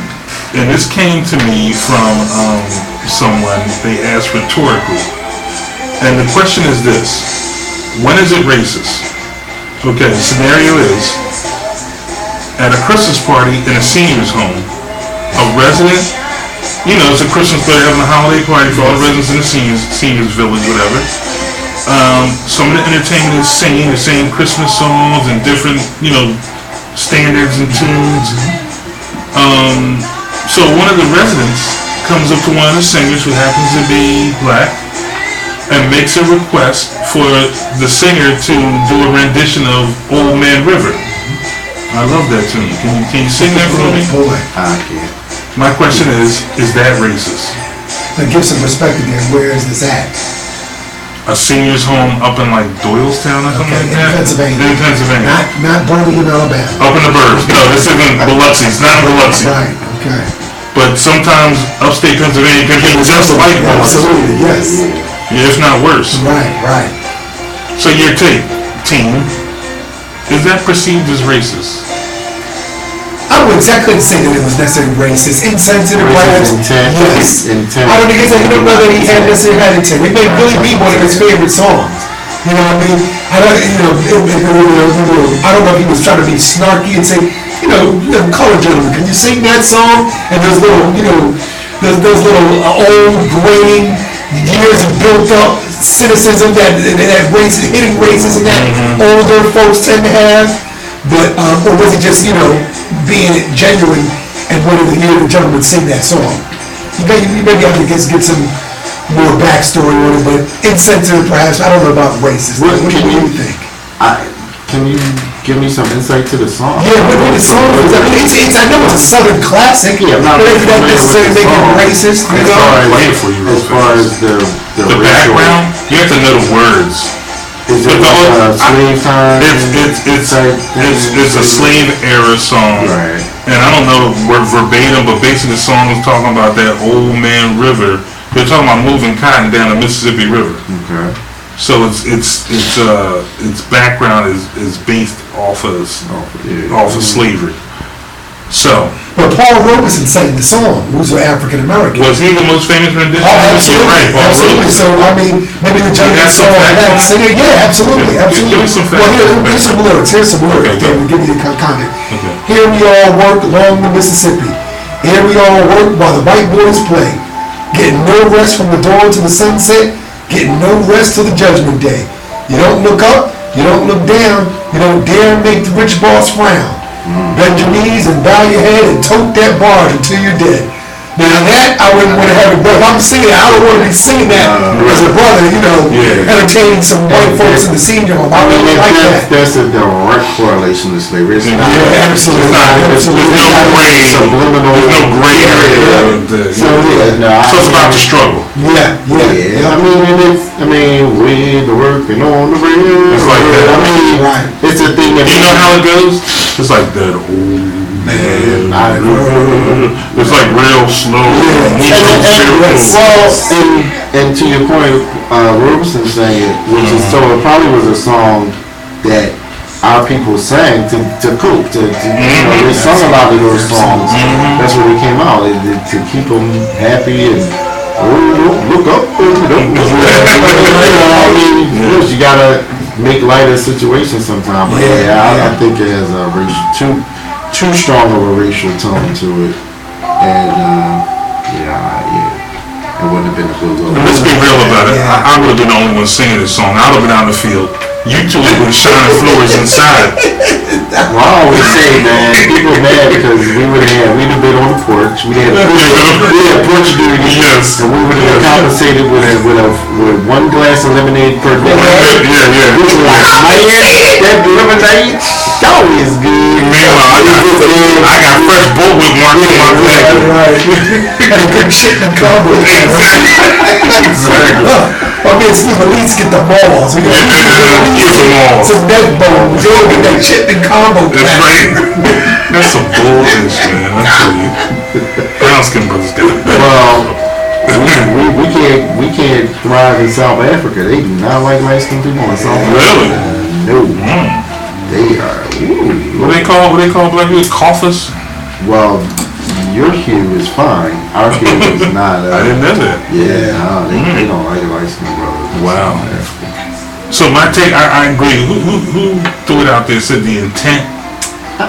It might not have been anything right. I don't think I mean, a old cat that may have still been a song that had some popularity to him, or something of that nature. The person singing was African American. I believe so. Yeah, I mean, you can't. It's too dicey. I would, you know what? I wouldn't have had any venom for that person requesting it, but I would have respectfully declined. Like, I don't know that one. Yeah, I don't know that one. Draws a blank. Absolutely. I could sing Jesse Jackson's rendition of Hymietown. Oh man, but yeah. So I don't know. Yeah. It gets the.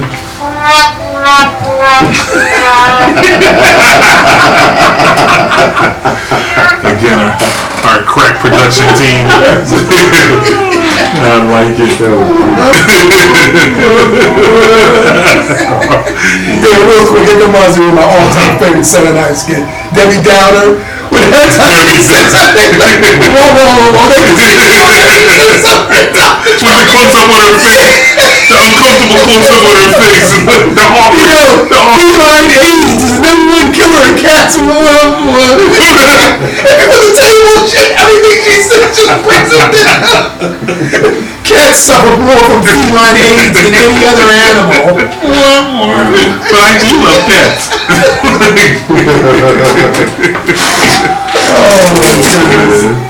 Oh my goodness, unbelievable. Wow. So not our boy, friend of the show, he's a supervisor at this building. Was he overseeing when it happened, or was it told to He was taking part, as a volunteer. Okay. At the home, trying to help the residents out. Yeah. In whatever position Was it an uncomfortable situation? Yeah, he felt uncomfortable. Wow, okay. He felt uncomfortable. And hopefully we'll get a chance for Matt from the Burbs to give us a call. Yeah. To give us his take on the situation. Absolutely. If not, we'll just move on. But let's go to sports. Let's talk a little sports right now, gentlemen. Sure. Our third Build and Destroy question for the evening, as we move into our sports segment of the show. We're going to talk about the upcoming playoffs. We're into week 15, 16? Yeah. Week 15. Moving on to week 15. This season's winding down. It's been a long, winding road. Absolutely. For some of us, a little more torturous than others. Please let it be over. Yeah. This is euphony. Euphemize me. Euphemize this season. Outside of a strike of lightning. Euphemize this season. I feel you. But, as the NFL season rolls towards the playoffs, all of us, well, 2 out of 3 of us are fans of teams in the NFL least / East. NFC least. And we're talking, this has happened just about every year. The NFC South went through it a couple of years in a row. We went through it a few years with they were 7. Right. So the question is, right, and what we're talking about is sub 500 teams winning their division and gaining a first round bye. And building a first round bye, but a home playoff game. Not a bye. They don't get a bye. I thought they got a bye. No, first 2 seeds get a bye. Okay. I'm sorry. They get a home game. You get a home game. Okay. So our Build and Destroy question, our Build and Destroy sports question is, to seed or not to seed? That is the question. With the NFL playoffs looming, should sub 500 teams that are division winners get a home playoff game, or should there be reseeding based on record? Similar premise that goes on what the NHL reseeds. NBA just started. This year will be the first year of the NBA. So they're reseeding the NBA as well? Yeah. So the question is there's a heated debate going on right now. Should there be reseeding in the NFL? I absolutely think there should. I absolutely think I love the idea of I'd say not. winners, but I think there should be. I think it's a travesty that a 12 and 14 will have to come to a 7 and 9 team and play in their building. You're basically being punished if you play in a division that, where teams are 12 and 4, 11 and 5, 10 and 6. It's hard. You're going to a division where teams scraping by to win the division 7 and 9. But if you're 10 and 6 and you're going to a 7 and 9 team, then you should beat them. I mean, home field is home field, and it means a lot. But if you're not the best in your division, and this is why I disagree with it. I think the premium on division games has to be at an all-time. It has to be at the forefront. So if you're, for instance, the NFC least, these games coming down the stretch now mean so much. Where you could have, teams kind of tanking, teams resting people, blah blah. But somebody can be 8-8 and win this division. And like you said, Seattle was 7 and 9. Yeah, they were 7 and 9. But coming down the stretch, I'm sure they had some division games. And the division games have to be at a premium because those are the marquee matchups. There are, of course, cross-division and cross-conference games that mean a lot, just from a historical standpoint. But if the Giants and the Eagles are playing, and the winner is 8 and 8 and winning division, and the loser is 7 and 9 and loses, that has to be worth gold to win your division. Well, I think that's not good. That's if you still get your hat and your T-shirt, you just don't get to host a team that's better than you. That's my thing. I think there should be reseeding. I know you guys can see other things. I think there should be reseeding. And here's the thing: it's not universal. It's not like every year this division is garbage. So the ebb and the flows of the NFL. It goes all the way around, like with Atlanta and all of them last year. I mean, Would I hate it if it didn't receive? No. But I like the idea of just not having to go into some other team's building and play with them. Like you said, Steve, you should beat them. But we all know playoffs is a different answer. When it's 0-0, and you go into that building, man, it's a tough deal to play. I think it's what about for a team that really rocked out and just were, just a game behind a 13-3 team. And I was 12-4, so I got to go with 7-9 team. But hypothetically, say your division is good. Your division is competitive through at least 3 of the teams. So you take bumps and bruises, and even that fourth team in the NFC East is the Cowboys. We at least split with every team this year, and we're in last place. So what if that was reversed, and that the division was so good that you took a lot of L's during the division, and that your conference division that you played was actually really good. Like you're playing the West, and you're playing Arizona and Seattle, or you're playing, and so you're going to take inherent losses. You may lose close games, and you wind up 8-8, but you still are the best in your division. I think that should be rewarded, man. Yeah. I mean, and you know what? To me, the NFL is unique from any other sports that do receive, because we all know that NFL is a battle of attrition through that 16-week season. So there's a lot of factors that can go into an 8-8, 7-9 division winner. Just like there's a lot of factors that go into 11-5. You guys are making me see it in the way that if my division plays the AFC South, and then the other team plays the AFC East, and I have to face New England and Jets and Bills and Dolphins, and I have to scrape by, and I also have a tough interdivision, and we also have this conference in the NFC, and we get beat up, and we're still a good team when we win our division. You still you play the AFC South, and I think Carolina, they're 13-0 with a guarding record. Their record isn't as good as teams that play the other two divisions. And that was compared to the 72 Dolphins. And when they looked at that schedule, 72 Dolphins didn't go through no juggernaut. The season. Yeah, because we all know when we do our prognostications and predictions in August going into a season, what you see on paper that looks like a killer schedule, as you get to week 3, 4, whatever, it changes like 180 degrees. So the schedule that looks so tough, all of a sudden could be a straight cupcake schedule. Who could have predicted what went down this year? So that's why I say it doesn't matter. Reach me. So it needs to be what it is. Here's a prime example coming up. Like David said, the war of attrition. Cincinnati Bengals are beasting out. They're going to probably win their division. Pittsburgh is coming up fast. But they just lost their quarterback. There you go. So now, because of the attrition, and because they may take a couple steps down, and they still may win the division. Look at all the injuries New England's went through this year. They still only lost one game. But because of them, 2 games, yes. Two. Denver. Who got that second one? I don't know. What was that? That's right, the Eagles, So it's a lot that goes into it, and Redbirds. Ooh, it's a key matchup coming up, isn't it? Sheesh. Somebody stocking going to hole with it. Alright, so we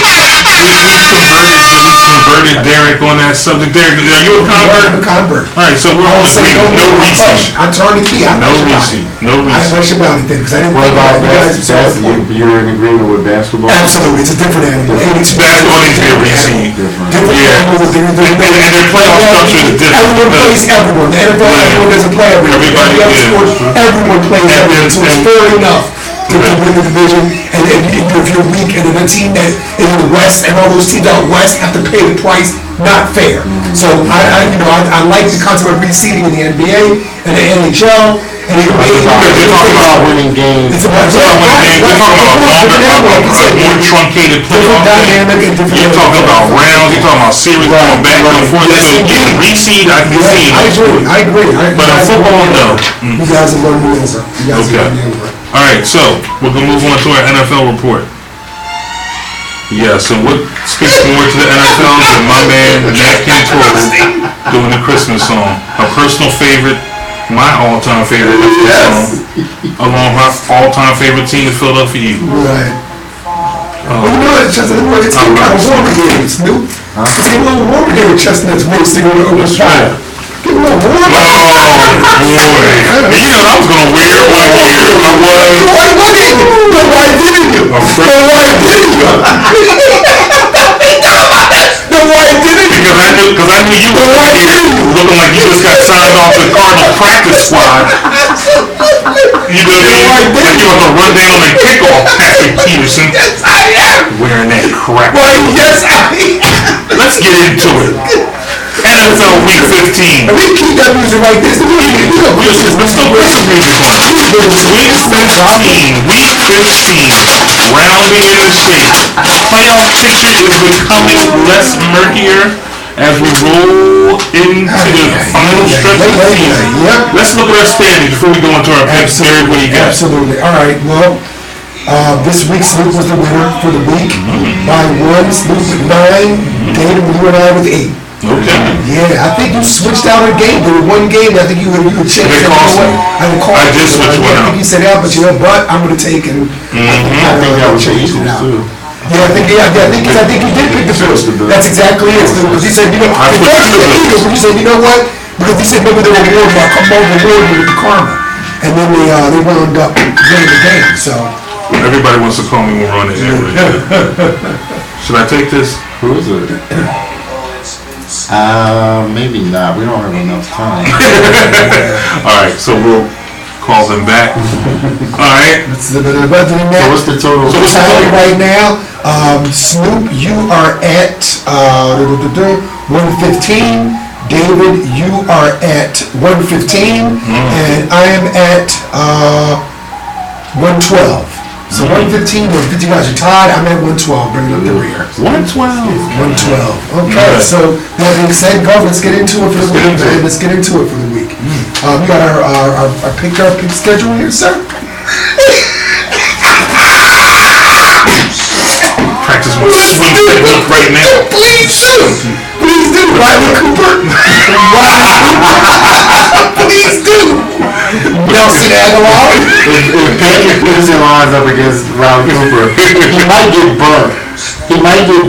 Because I think he's going to be laughing so hard. He's going to be like, this can't be real. The Riley's just going to hurt. He's going to try and pull a bingo on low call. He told everybody to lay down. Everybody lay down. Riley's out here. Everybody lay down. And we'll still get you out. All right, Thursday night game. What do we got? Well, it's Thursday. We got one. Oh, okay. You might need that video. Yes, indeed. Okay, we have Tampa Bay Bucks at St. Louis. Wifey. I'm going Bucks. We got Italian? We got Italian? Yeah, we need. Italian? I thought I had Italian. That's a great song. Italian. He's coming with it. Yeah, he's coming with it. This is it. If you sense some tension in the room, it's because as we move towards our Sunday night game, it got flexed to Sunday night football. Arizona Cardinals coming into Lincoln Financial Center for a key NFC matchup. The high-flying Cards will try to derail the upsurgent and upsticking Philadelphia Eagles on Sunday night. We'll get to that pick in a minute. We sure will. Tampa Bay and St. Louis, guys. Thursday night game. I'm going Bucks. Snoop. Who is it? Tampa Bay Bucks at St. Louis Rams. Thursday night game. At the Rams. Yeah. Rams played well last week. I think Smart pick is the Bucks. I think I'm gonna go with the Rams, man. I'm gonna go Rams. I think I'm gonna go Bucks. Okay. I'm gonna go Bucks myself. I'm going Bucks. And then Saturday, Snoop, nice Saturday too. We're that part. Jets at Dallas. You can get home early from the Christmas shopping. I think I'm gonna get a birthday party, but you spinning? Nah, I'm just participating. Okay. What do you got, Snoop? Give me a quick synopsis on Jets. Alright, I'll go Jets, but I think it's gonna be more competitive. It'll be competitive. I'm going Jets. Okay. Yeah, but you know what your assessment was, and it came true, because Castle's just not a leader, man. Oh, no. That was your assessment. I think it has nothing to do with his leadership. I think it's more of his just effective skill? Yeah. I'm thinking. Dennis sold the phone too, man. He does Don't get me. Dennis didn't help. Briefly, when Rick does what he does, first ballot Hall of Famer, your defense kept you in the game against Aaron Rodgers for a good portion of that game. And Dez drops a touchdown, drops drive, killing third down completion. You gotta get it real. Dez is checked out. Dez never catches the ball clean. Never. You wouldn't have that. Sound like Riley Cooper. You would not have that in last year in Green Bay. He just catch the ball clean. He never. It's always a bet. But you know what? I can't stand that, but you gotta be fair to. The things he's going bat are catches that 80% of receivers. He's not a hands. Well, you know he's similar to T.O. T.O. was the same kind of receiver. Yeah. T.O. was spectacular, but nothing clean. Yeah, They don't have those graceful hands. Critical drops. Not soft hands. Not soft hands. I got you. Like Riley Cooper. All right. Chicago and Minnesota. Minnesota, I'll take Minnesota. Definitely. That's in Minnesota. Minnesota. That game where they should have clipped y'all last week. They certainly did. Prime and win. And Teddy That was one. That was the win. They had some time. They was going for the touchdown to win. They're just going to get closer. Why does he drop his quarterback back instead of just line up the field and drop it back for a long? They wanted to get him out of bounds, get him close. It was a 49-yarder right there. They wanted to get him close. They have a good kicker. He was a 49-yarder. You take the 2. He had a 50. He had a 50. You take the 2-yard out right there. You take the 2-yard out. The 2, maybe W. Why do you put Teddy on that position? To drop back. Okay, ball game. Atlanta, Jacksonville, fellas. Sheesh. Jackson will put 50 or Speaking of home for the holidays, the Falcons are wrapping gifts as we speak. As we said, they got 4 dubs out of the NFC East. Back to the argument. Ain't that something? How about that? It started out 5-0. That was the first stand of the season. Then they fell off the shelf. But it just shows how putrid the NFC East are. They ate. I mean, they should have lost Raw. They should have lost Raw. And they should have lost to Washington. The Giants too. That's Giants. That's when the Giants were going to win all those games early. So with that being said, I'm going Jacksonville. Yeah, definitely. I think Jacksonville clown Atlanta. No, you know what? I take that back. I'm going to Atlanta. Atlanta's got to win one game. I got you. They got to win one game. Okay. Houston at Indianapolis. I think they're going to be on their 3rd string. Indianapolis. Yeah, Houston's on theirs. Second. I'm going Houston. I might take it. With the great comparison, T.J. Yates is a leader of men. Okay. Unlike Matt Castle. Okay. We'll go Houston, go. I'm going to Houston. I got Houston, yeah. Okay. I'm going to Houston also. No, I'm going to Indianapolis. You just trying to. You put all your chips in the middle of the table. You're all in. Carolina and Giants. You're going 4 from 1 twice. Carolina and Giants. Oh, Carolina. Dude, this sets up for. The Giants play up to competition all the time. They play up to competition. The Dolphins gave that game on a planet. They play down. They play up. Right. And it just sets up for the Giants to. But you gotta take Carolina. Okay. You gotta. Tennessee and New England. Any heartbreak. Buffalo at Washington. I need Buffalo. Wow. Cheering for Buffalo this week. I think go Shady. Go Tyrod. It's in DC, right? Yeah. I think DC. I think Buffalo might check out. Okay. They're tired. Yeah, I think Washington's They're tired of Rex. I think they're not mathematically out. No, they're not mathematically out. They're retired Rex already. The Rex shows. Rex is so overrated. Yeah. It's that first conference. Buffalo needed that. They needed that shot. You know, we'll get the program moving. They do. They're so unusual. But that's Rex. That's a lot of money. He lets that happen. He's an East Coast Raiders. I don't know who their old coordinator is, but they need a real old coordinator, and let him He needs to be the assistant coach, offensive coordinator, and let the offense thrive. Absolutely. KC at Baltimore. Kansas City. Yeah. Kansas City. Cleveland at Seattle. Seahawks. Playing a little better. Seahawks. Seahawks. Manziel is playing better. Yeah, Green Bay at Oakland. That's all right. That is. I'm gonna take Cheeseheads. I'm actually going Oakland on that one. I'm not mad at So you going on Green Bay, David? Oakland. That's not a bad pick. Denver at Pittsburgh is a tough game. Pittsburgh. Denver at Pittsburgh. Yeah. Osweiler ain't ready for that heat. Yeah, no, that's too. He's a good quarterback. He looks solid, but Yeah. Give me Denver coming off the loss. Okay. Miami at San Diego. Give me the Bolts. two teams home for the Oh, holiday yeah. You game. going Bolts? Where's that? Where's it? In San Diego? Give me the Bolts. I'm going on Dolphins.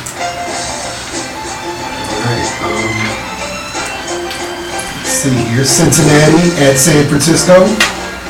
Cincy. Cincy. Even with AJ McCarron. Even with AJ McCarron. Yeah. They got enough pieces to get through this little rough patch. Yep. Arizona Cardinals. I can make my pick. You gotta make your picks this. Yeah, give me Cincy. I really want. Frisco? I really want, but I'm gonna go Cincy. Okay. That's my pick. Arizona Cardinals and Philadelphia Eagles.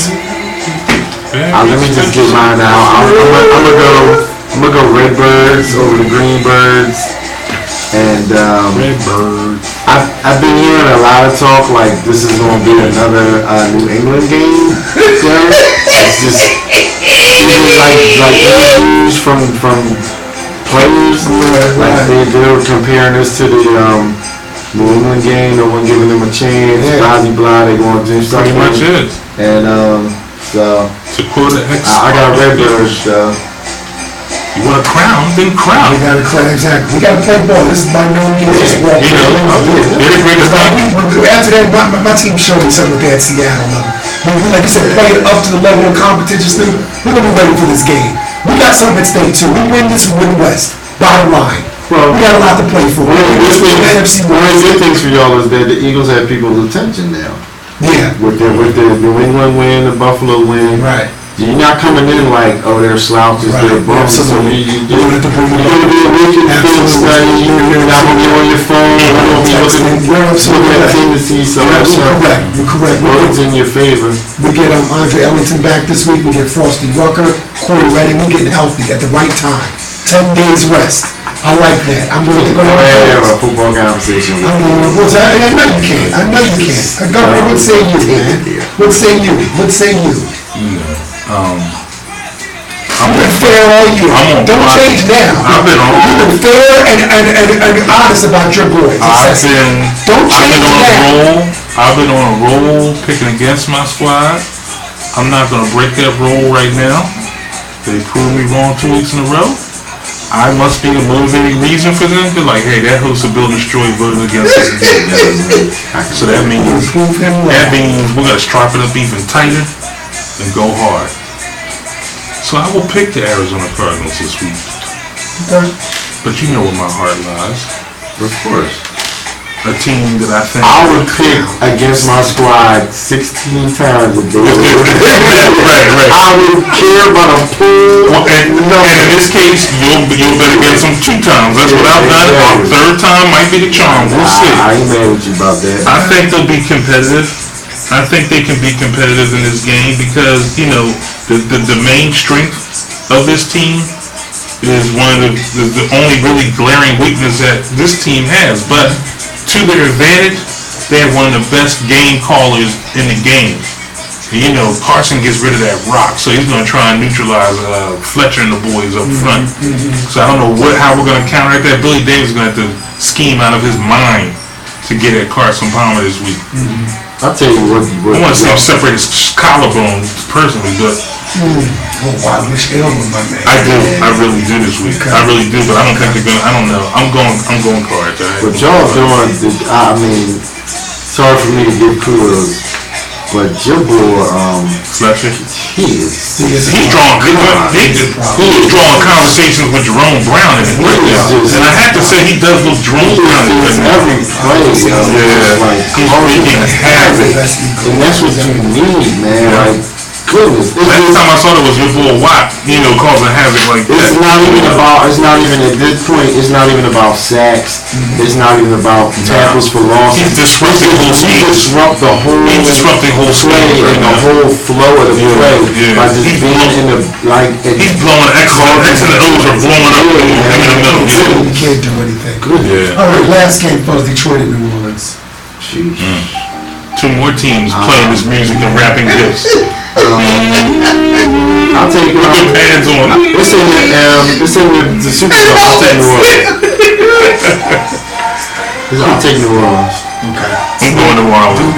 Detroit is definitely going for the holiday. Yeah, I think I'm going to They shot their little Thanksgiving and stuff. I've been in the Superdome, and that's no fun place to play. Go ahead and impact It doesn't matter. Those fans, they're like Cubs fans. Cubs fans will be 1 in 100 and whatever, and they'll be there cheering, buying gear. It doesn't matter. And those New Orleans fans are like that. They're hype. Derek, gonna put a top on this. Put a top on it, man. Locked in, loaded, and it's done. Week 15 in the books. We'll find out how this thing goes. Happy holidays to all my Eagles fans. Fire! We got those Redbirds coming into town. We're gonna see what it do. We're gonna see what it do this Sunday night with Chris Collinsworth and Al Michaels and the gang coming to town in the Sunday night bus. Derek, are you hosting? I'm going to Landmark. Okay. I am going to Landmark, so let me come to get a beverage. Just enjoy the I would love you to come out too. My main Dennis is my brother. I'll see how. We watch the game. We were watching the game before you. Since the last time you were watching, I watched the game with Snoop Bennett. And the coolest since I ever watched you. But I would love for him to come to Landmark and meet me where I stand at a neutral place, so quote unquote Snoop. I would like to get I enjoy Johnny stopped by for this, and they said they're going to try to make it out. So, it's a possibility. It's a possibility. I'll see, because my ride or die dude is John. That's like the only person I really watch games with. Okay. So I'll see John Barber. Oh, Johnny. If Johnny comes out, then I'll probably go out too. Okay. I'm gonna need reinforcements against this guy. I need a spiritual shout. Well, half the time he's going to be out on Walking off in Larry's, back up to the St. Joe's bookstore, back around with the Hawkman. half the time he's going to be out. He's gonna be a Hawk. He's gonna come for Hawkman on doing the Hawk will never die. Yeah, the guy said, no, officer, he's okay, officer. He's all right. He's well done. Let him go. Alright, we're running late. Listen, want everybody to be safe and joyous this weekend as they finish up their Christmas shopping, get their fruitcake ready, the eggnog stirred. We're rolling into Christmas. Christmas is coming head on, y'all. So, again, be safe driving out to the mall, wherever you're going to do your shopping at. We're going to have a pre-holiday show next Wednesday. We still have another announcement to make. Next week is the last show of the year. Yeah. So we'll make our announcement next week. We'll have a toast for New Year's and we'll Final Christmas. Short Show 2000. Now we got one before New Year's, Wednesday before New Year's. Okay, you're right. So we're not gonna make the announcement. We'll make the announcement then before the New Year's. Last show of the year. Yeah, last show of the year. Stay tuned for our announcement, everybody. But want everybody to be safe. We'll see you back here next Wednesday, 9 p.m. WPEB 88.1 FM. We'll see you live on the air through Ustream.tv. Search Build and Destroy Radio. I'm David Hanna. That's Mark Bennett. That's Derek Adger. We are Build and Destroy Radio. Thank you for checking us out tonight. Be safe. Peace. And always build and destroy. Damn Skippy. That was hard. That's your clutch to the line of it. Remember, Philadelphia. Always build and destroy. You know that. Always. They put the biscuit in the bag. That's your son. Always build and destroy. Thank you. You picked it up for him. Thank you. Thank you for that. Thank you for that.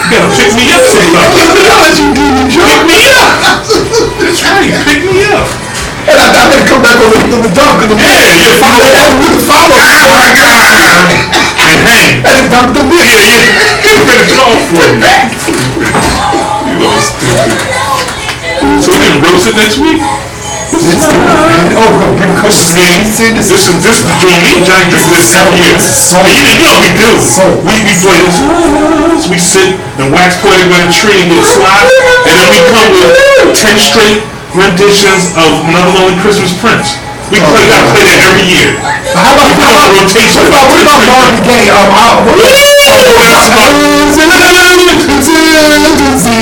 That's crazy what, David?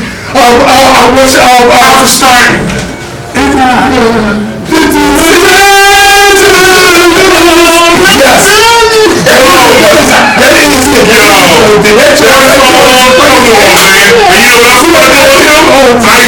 Mitchell Isaacs? Mistletoe. Oh, okay. I need those in my life. I be sitting my brown. That's what you sit right. Absolutely. You were sitting with a Prince, Marvin, Isaac, Prince. That right there. What did Lonely do? Come on, man. Man, please. I would play my joint at my desk at work. And I would be having a little sip on my desk. I was sipping up. And it was this Puerto Rican chick with my unit. It was real cool. She'd be like, what this Christmas music you play is so sad. What's so sad on Christmas? You don't understand. I mean, you don't understand. She'd be like, in my country, in Spain, it's joyous. It's joyous. You sing songs of joy. Yeah. No, this is about pain. This is about remembering. Yes, man. This is about soul, dog. This brings us home. That part with you, we keep drinking the wrong time. Oh, that was super close. Yeah, you're like, is that what? I'm not sure. I'm crying. Ryan, Charles, where?